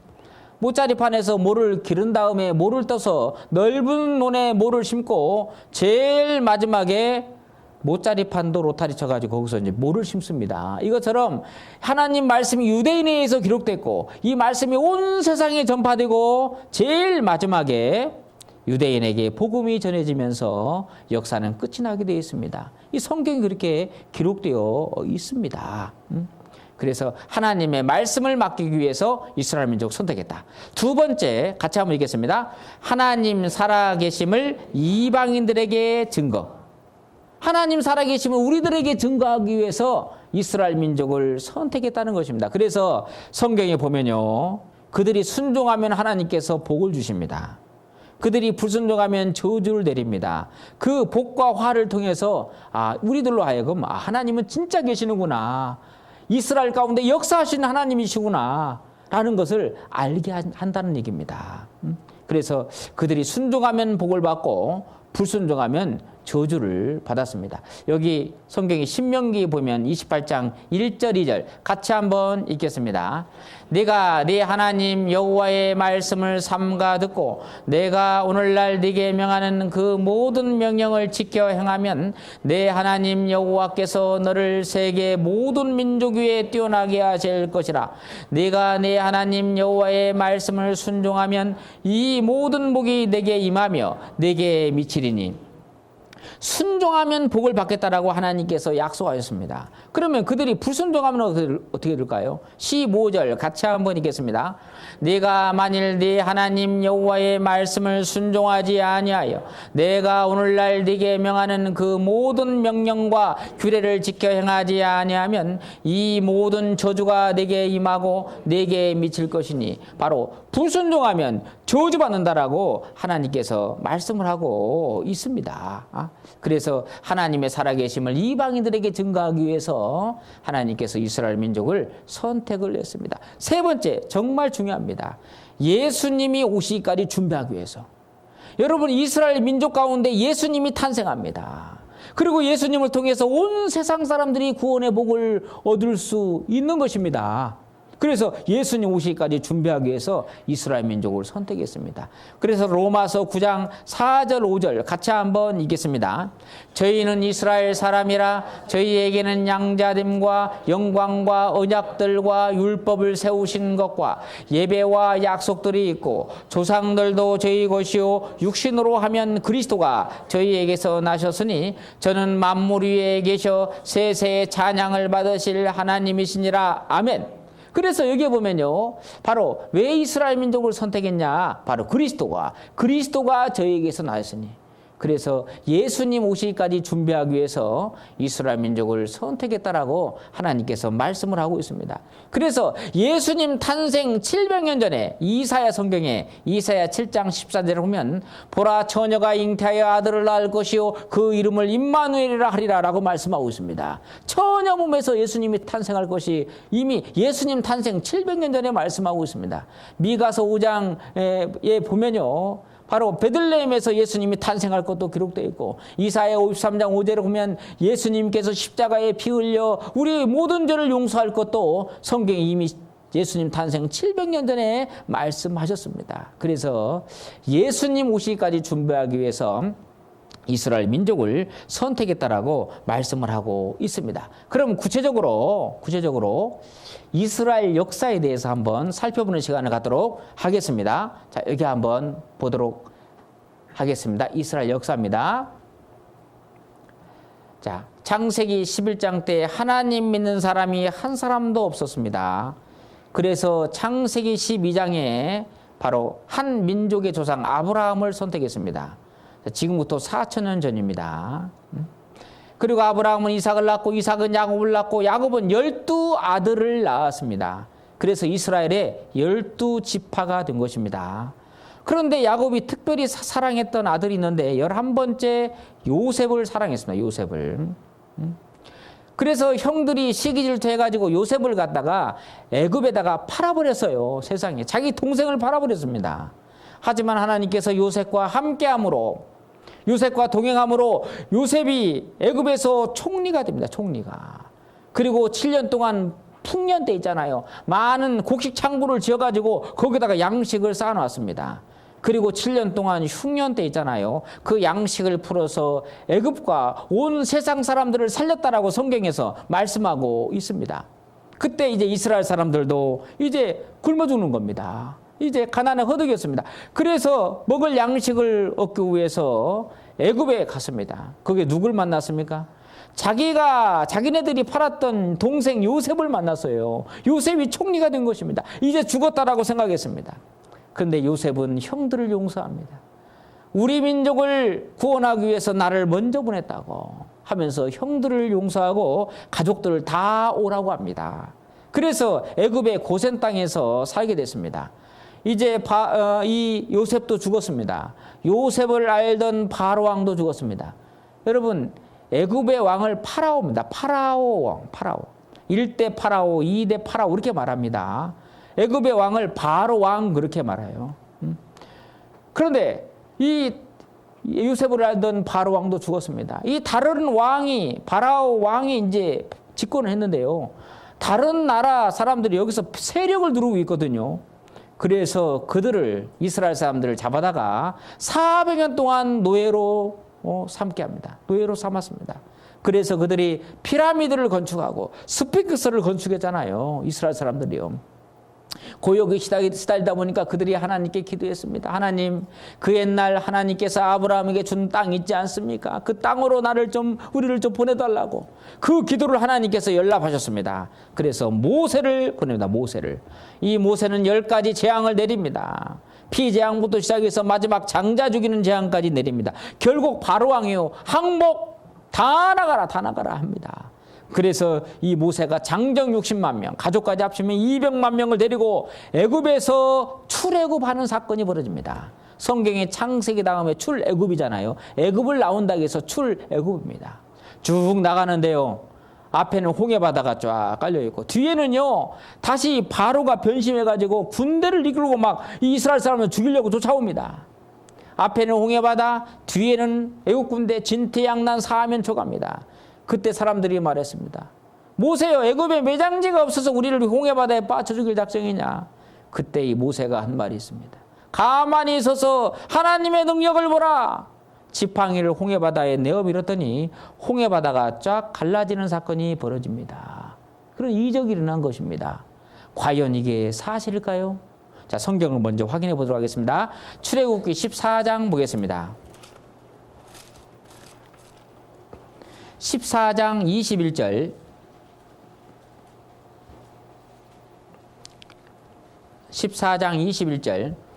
모세가 바다 위로 손을 내어민데 여호와께서 큰 동풍으로 밤새도록 바닷물을 물러가게 하시니 물이 갈라져 바다가 마른 땅이 된지라. 26절에서 28절까지. 여호와께서 모세에게 이르시되 내 손을 바다 위로 내어 밀어 물이 애굽 사람들과 그 병거들과 마병들을 위해 다시 흐르게 하라 하시니 모세가 그 손을 바다 위로 내어 밀매 새벽에 미쳐 바다에 그 세력이 회복된지라. 애굽 사람들이 물을 거스려 도망하나 여호와께서 애굽 사람들을 바다 가운데 엎으시니 물이 다시 흘러 병거들과 기병들을 덮되 그들의 뒤를 쫓아 바다에 들어간 바로의 군대를 다 덮고 같이 읽겠습니다. 하나도 남기지 아니하였더라. 자, 이게 사실인지 한번 자료를 통해서 확인해 보도록 하겠습니다. 여기 보세요. 여기가 바로 이제 고센 땅입니다. 애굽 땅이거든요. 애굽의 이 고센 땅에서 이스라엘 사람들이 목축업을 한 겁니다. 자, 여기에서 출애굽을 했습니다. 쭉 나와서 누에바를 통과하고 홍해바다를 통과해서 미디안, 사우디아라비아 쪽으로 넘어간 것입니다. 여기에 쭉 이스라엘 사람들이 넘어와서 믹돌 사이에 진치고 홍해바다를 건너서 마라로 내려갔습니다. 자, 여기가 누웨이바입니다. 여기서 여기까지가 9km고 여기가 6km입니다. 여기가 솔로몬 기둥이 지금도 있어요. 여기에 솔로몬 기둥이 있었는데 여기는 알라를 믿는 이슬람교들이잖아요. 그래서 이 기둥을 없애버렸습니다. 지금 깃대만 꽂아 있어요. 가서 보니까. 자, 여기를 가른 겁니다. 자, 이 솔로몬 기둥이 있습니다. 여기 9km, 여기 6km. 여의도의 4배에서 5배 정도 됩니다. 여기를 갈랐습니다. 다른 데 가려면 다 절벽이 떨어져 죽고 말죠. 이 평평한 곳을 가는 겁니다. 이렇게 보세요. 그래서 그 누에바를 통과해서 이제 홍해바다를 통과해서 이 사우디아라비아 미디안 땅으로 갔습니다. 지금도 흔적이 있어요. 여기에 글이 새겨져 있잖아요. 글들이 다 번역이 되었습니다. 여기 보면 바람이 불었습니다. 바다가 갈라졌습니다. 그들이 패스오버 통과했습니다. 홍해바다를 통과했다는 내용이에요. 7 촛대, 그 기물 중에 성소에 있는 7 촛대가 이렇게 돌에 새겨져 있습니다. 그들이 신었던 샌들인데 샌들이 이렇게 돌에 새겨져 있습니다. 그리고 아침에 일찍 하나님께서 만나를 줬는데 만나를 걷어가지고 맷돌에 갈아서 먹었습니다. 200만 명이 맷돌에 갈아서 먹었으니 얼마나 맷돌이 많겠어요? 그래서 누에이바에 가면요 맷돌 천지입니다. 맷돌 천지요. 여기 보세요. 그리고 그들이 시내산에서 모세가 더디 내려오니까 금송아지상을 섬겼습니다. 지금 그 단이 그대로 있어요. 그리고 반석을 쳐서 물이 나왔는데 이 물이 흐르는 적이 지금도 있습니다. 그래서 홍해바다를 가른 사건은 신화와 전설이 아니고 정말 사실이라는 것을 알 수가 있습니다. 자, 여기에 28절 보겠습니다.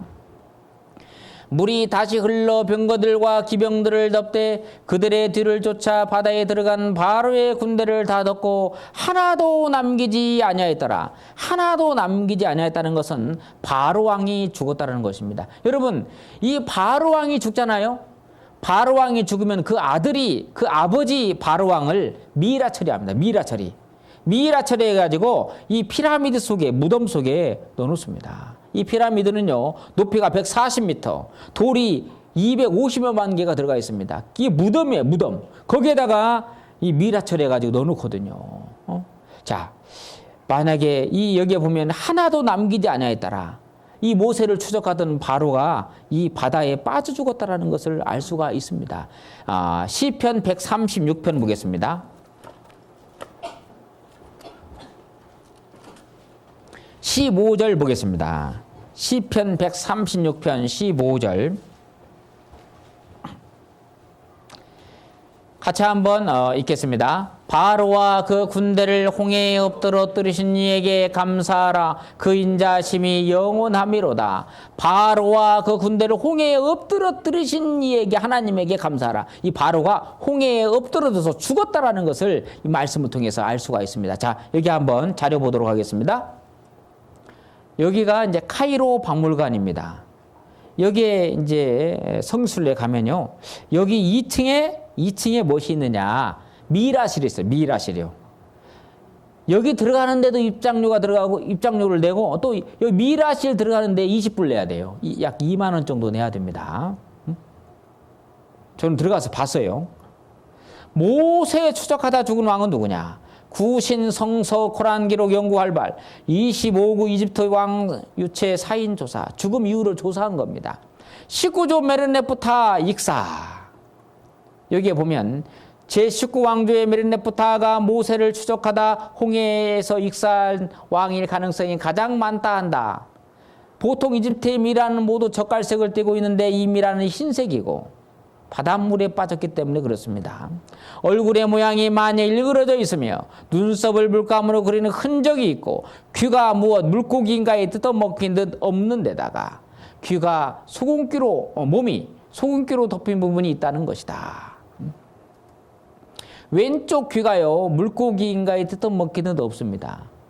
그리고 얼굴이 하얀하잖아요. 속인기가 있습니다. 눈썹을 물감으로 그리는 흔적이 지금도 있어요. 왼쪽 발가락은 발가락이 없어요. 다른 미라는 게 젓갈색인데 이 메르네프타는 흰색입니다.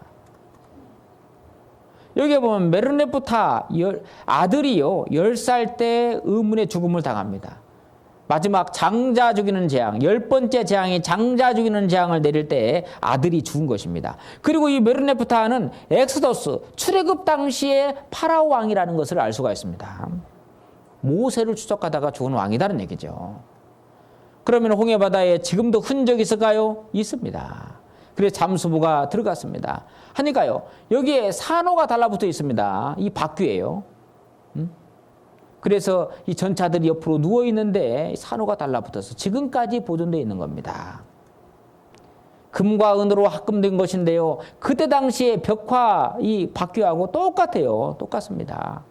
홍해 바다에서 발견된 바퀴하고 그때 당시에 벽화의 바퀴하고 똑같다는 것입니다. 그리고 이 말의 해골들도 그리고 사람 뼈들도 발견됐습니다. 정말 모세를 추적하다 죽은 바로왕, 이게 실제 사실이라는 것을, 역사 가운데 사실이었다는 것을 알 수가 있는데 이 관련된 자료를 잠깐 보도록 하겠습니다. 2000년 봄 로봇 카메라가 처음으로 홍해바다 속으로 들어갔습니다.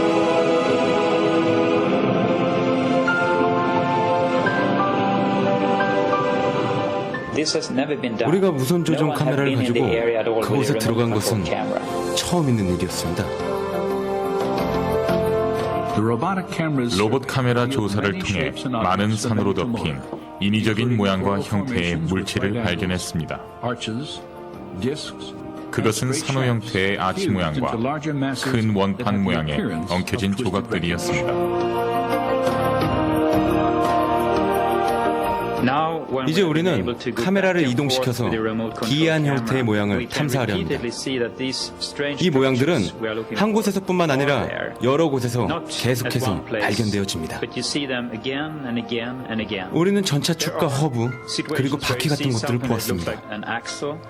이것은 자연적인 모습의 산호가 아니라 어떤 인공물에 산호가 붙어 자란 것으로 보입니다. 그리고 그것들은 전 세계 어느 곳에 있는 산호의 형태와도 달라 보였습니다.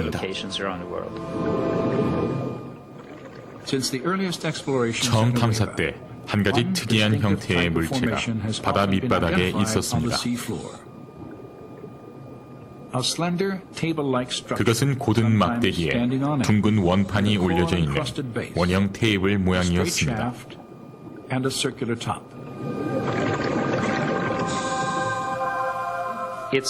그것은 정확히 90도의 각도로서 차축과 바퀴 사이의 각도와 같았습니다. 여러분도 다양한 모양의 자연적인 산호와 인공물에 붙어 자란 산호와의 차이를 알 수 있을 것입니다.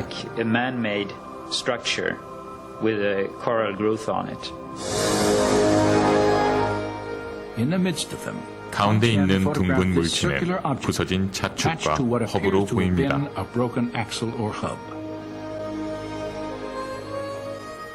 이 발견은 두 가지의 중요한 의미를 갖습니다. 하나는 고대 이집트에서 이러한 모양의 바퀴를 만들었던 시기와 모세가 홍해를 건넜다고 생각하는 시점이 정확히 일치한다는 것입니다.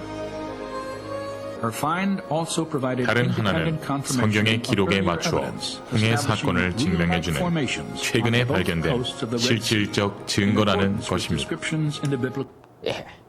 자, 역사를 다시 좀 더 보도록 하겠습니다. 여기 한번 보겠습니다.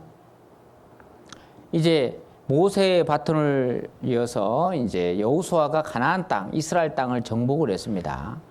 그리고 350년 동안 사사 시대가 펼쳐졌습니다. 사사라는 것은 전쟁에서는 장군이고 전쟁이 끝나면 평민으로 돌아오는 것이 바로 사사입니다. 사사. 그리고 초대 왕을 원했는데 하나님께서 허락했죠. 사울 왕이 40년 동안 통치합니다. 이스라엘의 초대 왕이 사울 왕이에요. 그리고 두 번째 왕은 다윗 왕 40년 통치하고 세 번째 왕은 솔로몬 왕 40년을 통치합니다. 그런데 솔로몬 왕은 많은 아내를 두었고 그 아내가 솔로몬 말년에 우상을 섬겼습니다. 그걸 솔로몬이 허락을 합니다. 하나님이 진노하시고 솔로몬 다음 시대는 북이스라엘과 남유다로 쪼갭니다. 그 나라를. 여러분 이스라엘 땅 하면요 강원도 땅뿐이 아닙니다. 근데 그 나라를 북이스라엘과 남유다로 두 곳으로 쪼갰습니다. 이 북이스라엘은요 19조 왕조가 지날 때까지 하나님 믿는 사람이 한 사람도 없었습니다. 그래서 BC 722년도에 아시라를 통해서 하나님께서 북이스라엘을 심판해 버립니다. 남유다는 그 중에 하나님을 믿는 왕들이 있었습니다. 그래서 조금 연장시킵니다. 하지만 그들도 우상을 섬겼기 때문에 BC 586년도에 예루살렘이 멸망당하게 됩니다. 그리고 남유다가 멸망이 당한 거예요. 그리고 여기 보세요. 바벨론에 의해서 이스라엘은 조그마한 나라입니다. 이게 조그만 속국이 됩니다. 그 다음에 바사 페르시아 제국의 속국이 되고 그리고 헬라 제국의 속국이 되고 그리고 로마에 의해서 강력하게 통치를 받았습니다. 자, 로마가 이스라엘을 다스릴 때 한 위대한 분이 태어나십니다. 그분은 바로 예수 그리스도십니다. 예수 그리스도.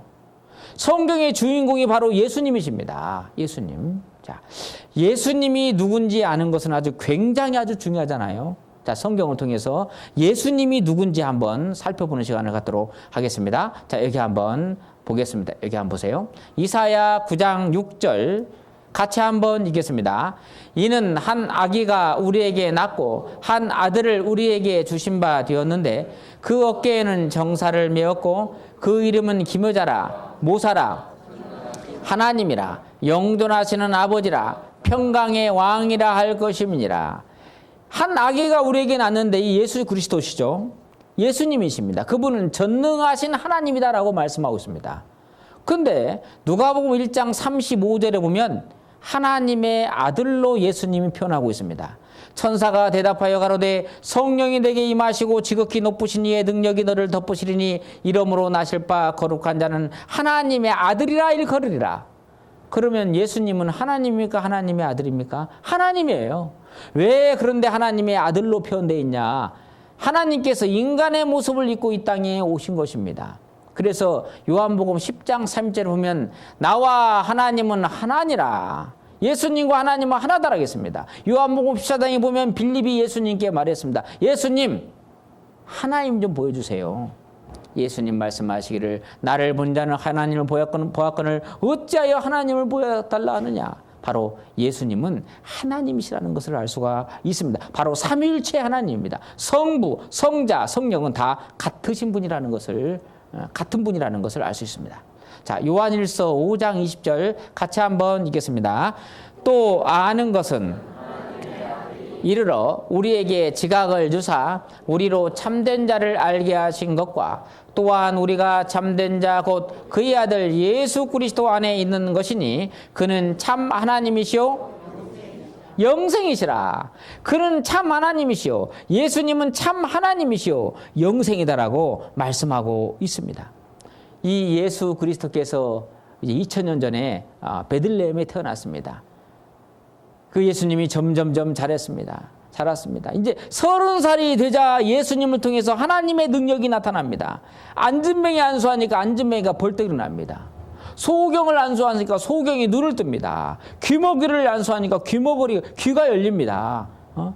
그리고요 오병이요 물고기 2마리 떡 5개로 5,000명을 먹이는 역사가 나타납니다. 죽은 지 나흘 된 나사로 그 무덤 앞에서 나사로야 나오너라. 죽은 지 나흘 된 시체 썩는 냄새가 난 이 나사로가요 수족을 배로 결박한 채로 나왔습니다. 죽은 자를 살리신 예수 그리스도. 그러니까 유대인들이요 야 이분은 메시아다. 메시아. 여러분 예수님께서요 이 많은 이적과 표적을 행할 때요 막 이스라엘 사람들을 막 구름대같이 쫓아다녔습니다. 근데 예수님께서 영적인 이야기를 했습니다. 내 아버지의 뜻은 이것이니 아들을 보고 믿는 자마다 영생을 얻는 이것이니 마지막 나라에 내가 이를 다시 살리리라. 심령이 가난한 자는 복이 있나니 천국이 저희 것임이라. 영적인 얘기를 하니까요 다 떠났습니다. 이스라엘 사람들이요. 왜 그랬을까요? 그들은 영혼에 대해서, 자기 영혼에 대해서 관심이 없었습니다. 죽음에 대해서 관심이 없었어요. 즉 그들은요, 예수님이 그들에게 주고자 하는 축복이 있었습니다. 그들이 예수님께 받고자 하는 축복이 있었는데 달랐다는 겁니다. 예수님이 그들에게 주고자 하는 축복이 뭡니까? 영원하고 완전한 영생이었습니다. 구원이었습니다. 그런데 그들은 관심이 없었습니다. 그들이 뭘 관심이 있었습니까? 로마를 박살내고 로마에서 해방받는 것을 원했습니다. 지금도 마찬가지입니다. 많은 사람들이 교회를 열심히 다닙니다. 교회 다니면 내 남편이 사업이 잘 된다더라. 교회 다니면 내 자녀가 공부를 잘한다더라. 교회 다니면 내가 건강하게 잘 산다더라. 예수님께서 그들에게 주고자 하는 축복이 뭐였습니까? 바로 영생은 영생. 그리고 그들이 예수님께 받고자 하는 축복이 뭐예요? 이 세상에서 잘 먹고 잘 사는 거였잖아요. 완전 다르다는 거죠. 지금도 이렇게 다릅니다. 그래서 그들이 예수님을 모셔다가 이제 예루살렘의 왕을 삼았습니다. 당신은 우리의 왕이십니다. 로마를 박살내고 해방시켜달라고. 예수님께서 그냥 내려와서 산에 올라가서 기도하십니다. 그러니까 그들이 어떻습니까? 기대가 실망으로 바뀌었습니다. 그 실망이 분노로 바뀌었습니다. 네가 메시아가 아니야? 너는 죽어야 돼. 왜? 많은 사람들이 너를 쫓아다니잖아. 너는 죽어야 돼. 메시아가 아니면. 그래서 죄 없는 예수님을 빌라도 법정 앞에 세웁니다.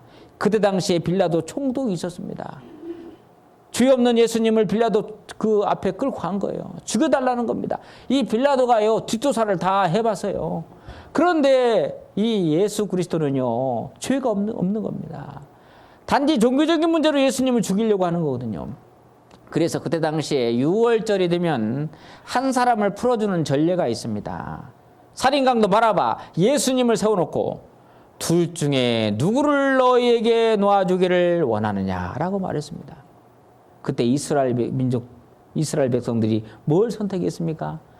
예수님을 선택하지 않고 바라바를 선택했어요.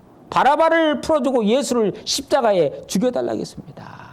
그 내용이 성경에 나와 있습니다. 보겠습니다. 마태복음 27장 보겠습니다. 마태복음 27장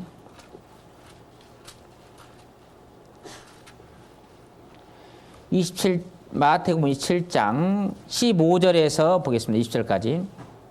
마태복음 27장 15절에서 20절까지. 명절을 당하면 총독이 무리의 소원대로 죄수 하나를 놓아주는 전례가 있더니 그때 바라바라 하는 유명한 죄수가 있는데 저희가 모였을 때 빌라도가 물어가로되 너희는 내가 누구를 너희에게 놓아주기를 원하느냐? 바라바냐 그리스도라 하는 예수냐 하니 이는 저가 그들의 시기로 예수를 넘겨줄 줄 알미로라.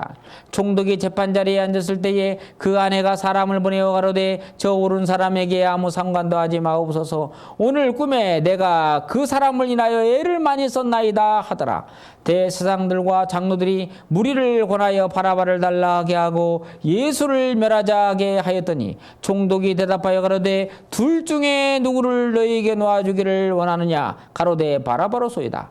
빌라도 가로되 그러면 그리스도라 하는 예수를 내가 어떻게 하랴? 저희가 다 가로되 십자가에 못 박혀야 하겠나이다. 빌라도가 가로되 어찌미뇨 무슨 악한 일을 하였느냐? 저희가 더욱 소리질러 가로되 십자가에 못 박혀야 하겠나이다 하는지라. 빌라도가 아무 효험도 없이 도리어 밀란이 나려는 것을 보고 물을 가져다가 무리 앞에 손을 씻으며 가로되 이 사람의 피에 대하여 나는 무죄하니 너희가 당하라. 25절 같이 한번 읽겠습니다. 백성이 다 대답하여 가로되 그 피를 우리와 우리 자손에게 돌릴지어다 하거늘. 예수님을 죽이면서요, 그 피를 우리와 우리 자손에게 돌릴지어다라고 말했습니다. 엄청난 말을 한 겁니다.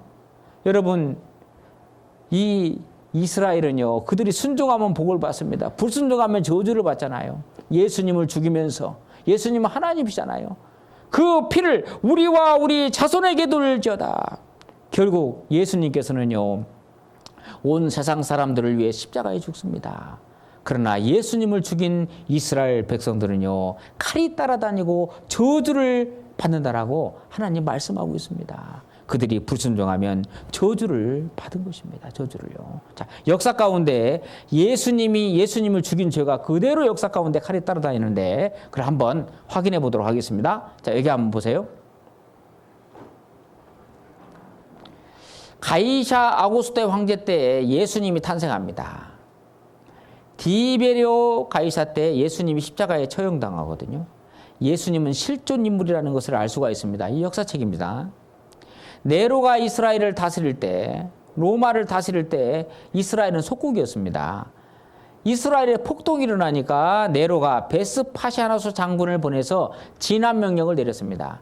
근데 네로가요 자살해 죽었습니다. 그래서 베스파시아누스가 퇴각을 하고 황제가 됩니다. 다시 예루살렘에 폭동이 일어나니까 이 아들 타이터스에게 10만 대군을 주면서 진압 명령을 내렸습니다. 그래서 이 타이터스가 예루살렘을 포위하게 됩니다. 5개월 동안 완전 포위를 했습니다. 그리고 고사작전을 펴요. 고사작전. 이 고사작전은 뭐냐면 굶어 죽이는 작전을 핀 겁니다. 굶어 죽이는 작전. 그래서요 토성을 쌓고요 딱 차단을 시켰습니다. 식량 보급로를 차단시킨 것입니다. 이제 5개월이 지나니까 어떻습니까? 이 예루살렘 성전에서 자기 자식까지 삶아먹는 사태가 벌어진 겁니다. 성경이 자식까지 삶아먹는다라고 하나님께서 말씀하고 있습니다. 그리고 들어갑니다. 동쪽, 북쪽, 남쪽 성이 무너집니다. 110만 명의 유대인들을 죽였습니다. 그 피를 우리와 우리 자손에게 돌릴지어다. 우리와가 역사 가운데 그대로 이루어졌습니다. 자, 여기 한번 보세요. 이 예루살렘 성전입니다. 자, 서쪽 벽만 남고 나머지는 다 무너진 것입니다.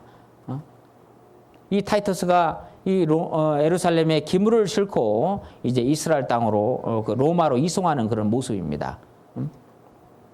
로마에 제가 가보니까 타이터스 개선문이 있는데 여기 밑에 이것이 이렇게 조각되어 있습니다. 타이터스 개선문입니다. 그 옆에 콜로세움이라는 곳이 있습니다. 자, 여기 예루살렘에 가니까 이 서쪽 벽만 남겨놓고 나머지는 다 무너졌는데 그 이후에 이제 건축이 된 겁니다. 지금도 이스라엘 사람들은 여기에다가 기도문을 적어놓고 지금도 메시아 보내달라고 기도하고 있어요. 얼마나 어리석습니까? 이미 2000년 전에 예수님이 오셨다고 하셨는데 그 사람들은 모르고 있습니다. 유태인들은요. 그런데 예수와족들이 계속 늘어나고 있어요. 예수 믿는 유태인들이 계속 늘어나고 있습니다. 성경 요한계시록에 보면 7년 대환란 때 전 3년 반 동안에 유대인 14만 4천 명들이 구원받는다라고 말씀하고 있습니다. 자, 이스라엘이 하나님께 불순종한 결과 약속의 땅에서 황폐화 벌어진 땅으로 이스라엘 민족이 전 세계 쫓겨나 뿔뿔이 흩어지게 되었고 예수님을 통해 받게 될 복은 온갖 저주 죽음을 당하게 된 것입니다. 그 피를 우리와 우리 자손에게 돌릴지어다. AD 70년도에 로마 타이터스 장군에 의해서 110만 명의 유대인들이 죽었습니다. AD 135년도 하드리안 황제 때는 58만 명이 학살당하고 완전이산. 이 완전이산이 뭐냐면요, 이스라엘 땅에서 이스라엘 사람들이 한 사람도 못 살게 되고 전 세계에 뿔뿔이 흩어지게 되었다는 것입니다. 그리고 가는 데마다 칼이 따라다닙니다. 여기 1096년도 200년 동안 십자군 전쟁이 있었습니다. 이 천주교에서 십자군 전쟁을 일으켜서 어떻습니까? 가는 데마다 유태인들 보면요, 예수를 죽인 악마의 새끼들아 목자를 죽였습니다. 그리고 여기 보면 1939년에서 1945년 2차 세계대전 중 유대인이 600만 명이 학살당했어요. 전 세계 1000만 명 가운데 600만 명이 죽었다는 것입니다. 왜? 그 피를 예수님을 죽이면서 그 피를 우리와 우리 자손에게 돌릴지어다. 역사 가운데 그대로 이루어졌다는 것을 알 수가 있습니다. 그들이 아우슈비츠 수용소에 끌려가는 모습이죠. 여기에서 물이 나오는 것이 아니고 가스가 나와서요, 단번에 한 번에 500명을 죽였습니다. 지글로 빛가스를 마시고 조용히 죽어간 이스라엘 후손들입니다. 내 옷을 벗기며 내 장식품을 빼앗을 것이다. 여인들은 옷을 벗기는 게 큰 수치잖아요. 여기 옷을 다 벗겨서 죽였습니다. 장식품을 빼앗을 것이요. 이사야 3장에 보면 썩은 냄새가 향을 대신하고 노끈이 띠를 대신하고 대머리가 숱한 머리털을 대신하고 굵은 배옷이 화려한 옷을 대신하고 자자한 흔적이 고운 얼굴을 대신할 것이다. 썩은 냄새가 향을 대신한다겠죠. 머리카락을 다 잘랐습니다. 그래서 잠수함 방수제로 그리고 담요로 카펫으로 사용했습니다. 그리고 수용 번호 있잖아요. 번호를 새기고 그리고 생체 실험을 했어요. 산채로 배를 갈라가지고 실험을 했습니다. 산채로. 그래서 독일의 의학이 발달된 것입니다. 생체 실험으로 퉁퉁 붓고 썩어버린 발을 보이고 있다. 머리를 잘라서 목을 잘라서요. 이게 머리를 잘라서 박제로 만들었습니다. 비참하죠. 자, 이 관련된 동영상 하나 보도록 하겠습니다. 자, 여기 한번 보겠습니다.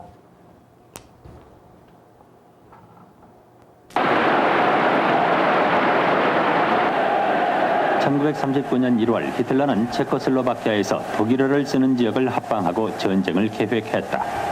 그러면서도 공식적으로는 모든 전쟁을 유대인 탓으로 돌렸다.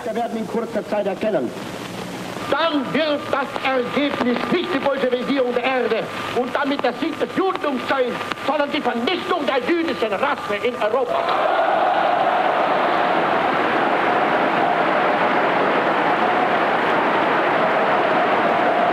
이건 세계 제2차 대전이 아니라 엄청난 종족 전쟁이라고 göring은 말했다.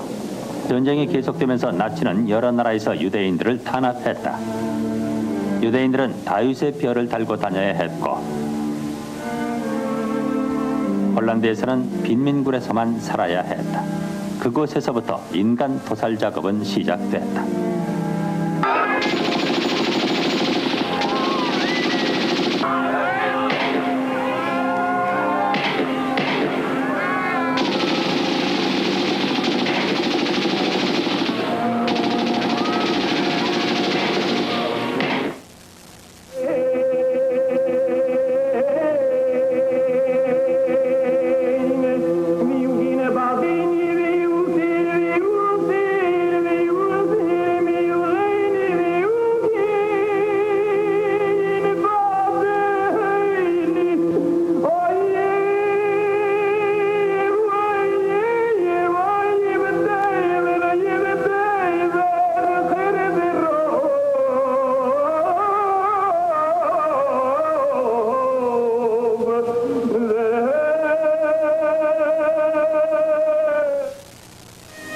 다타우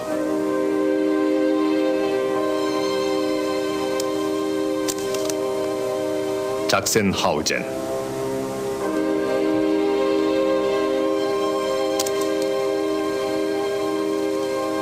쉴로센부르크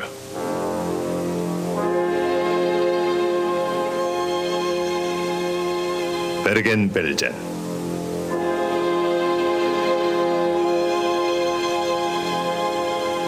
마트하우젠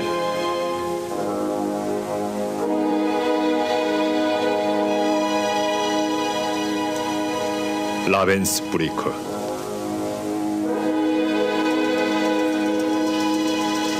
노르트하우젠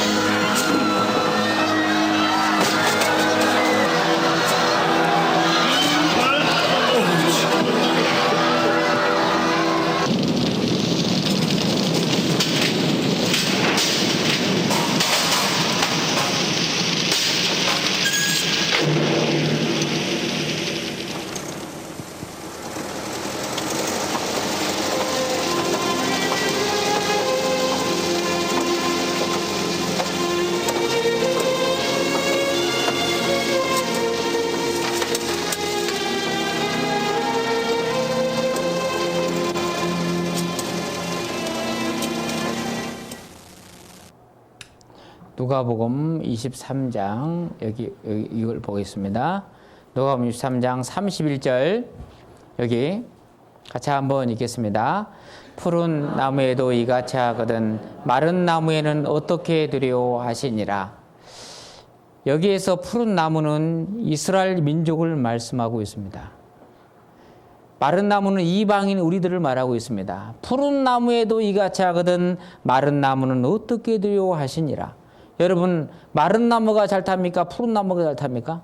마른 나무가 훨씬 더 잘 탑니다. 자, 푸른 나무에도 이같이 하거든 이스라엘 민족 예수님을 죽이면서 그 피를 우리와 우리 자손에게 돌릴지어다. 자, 유태인들 2000년 동안 칼이 따라다녔습니다. 가는 데마다 죽임을 당했습니다. 그 피를 우리와 우리 자손에게 돌릴지어다. 불순종함으로 저주를 받은 것입니다.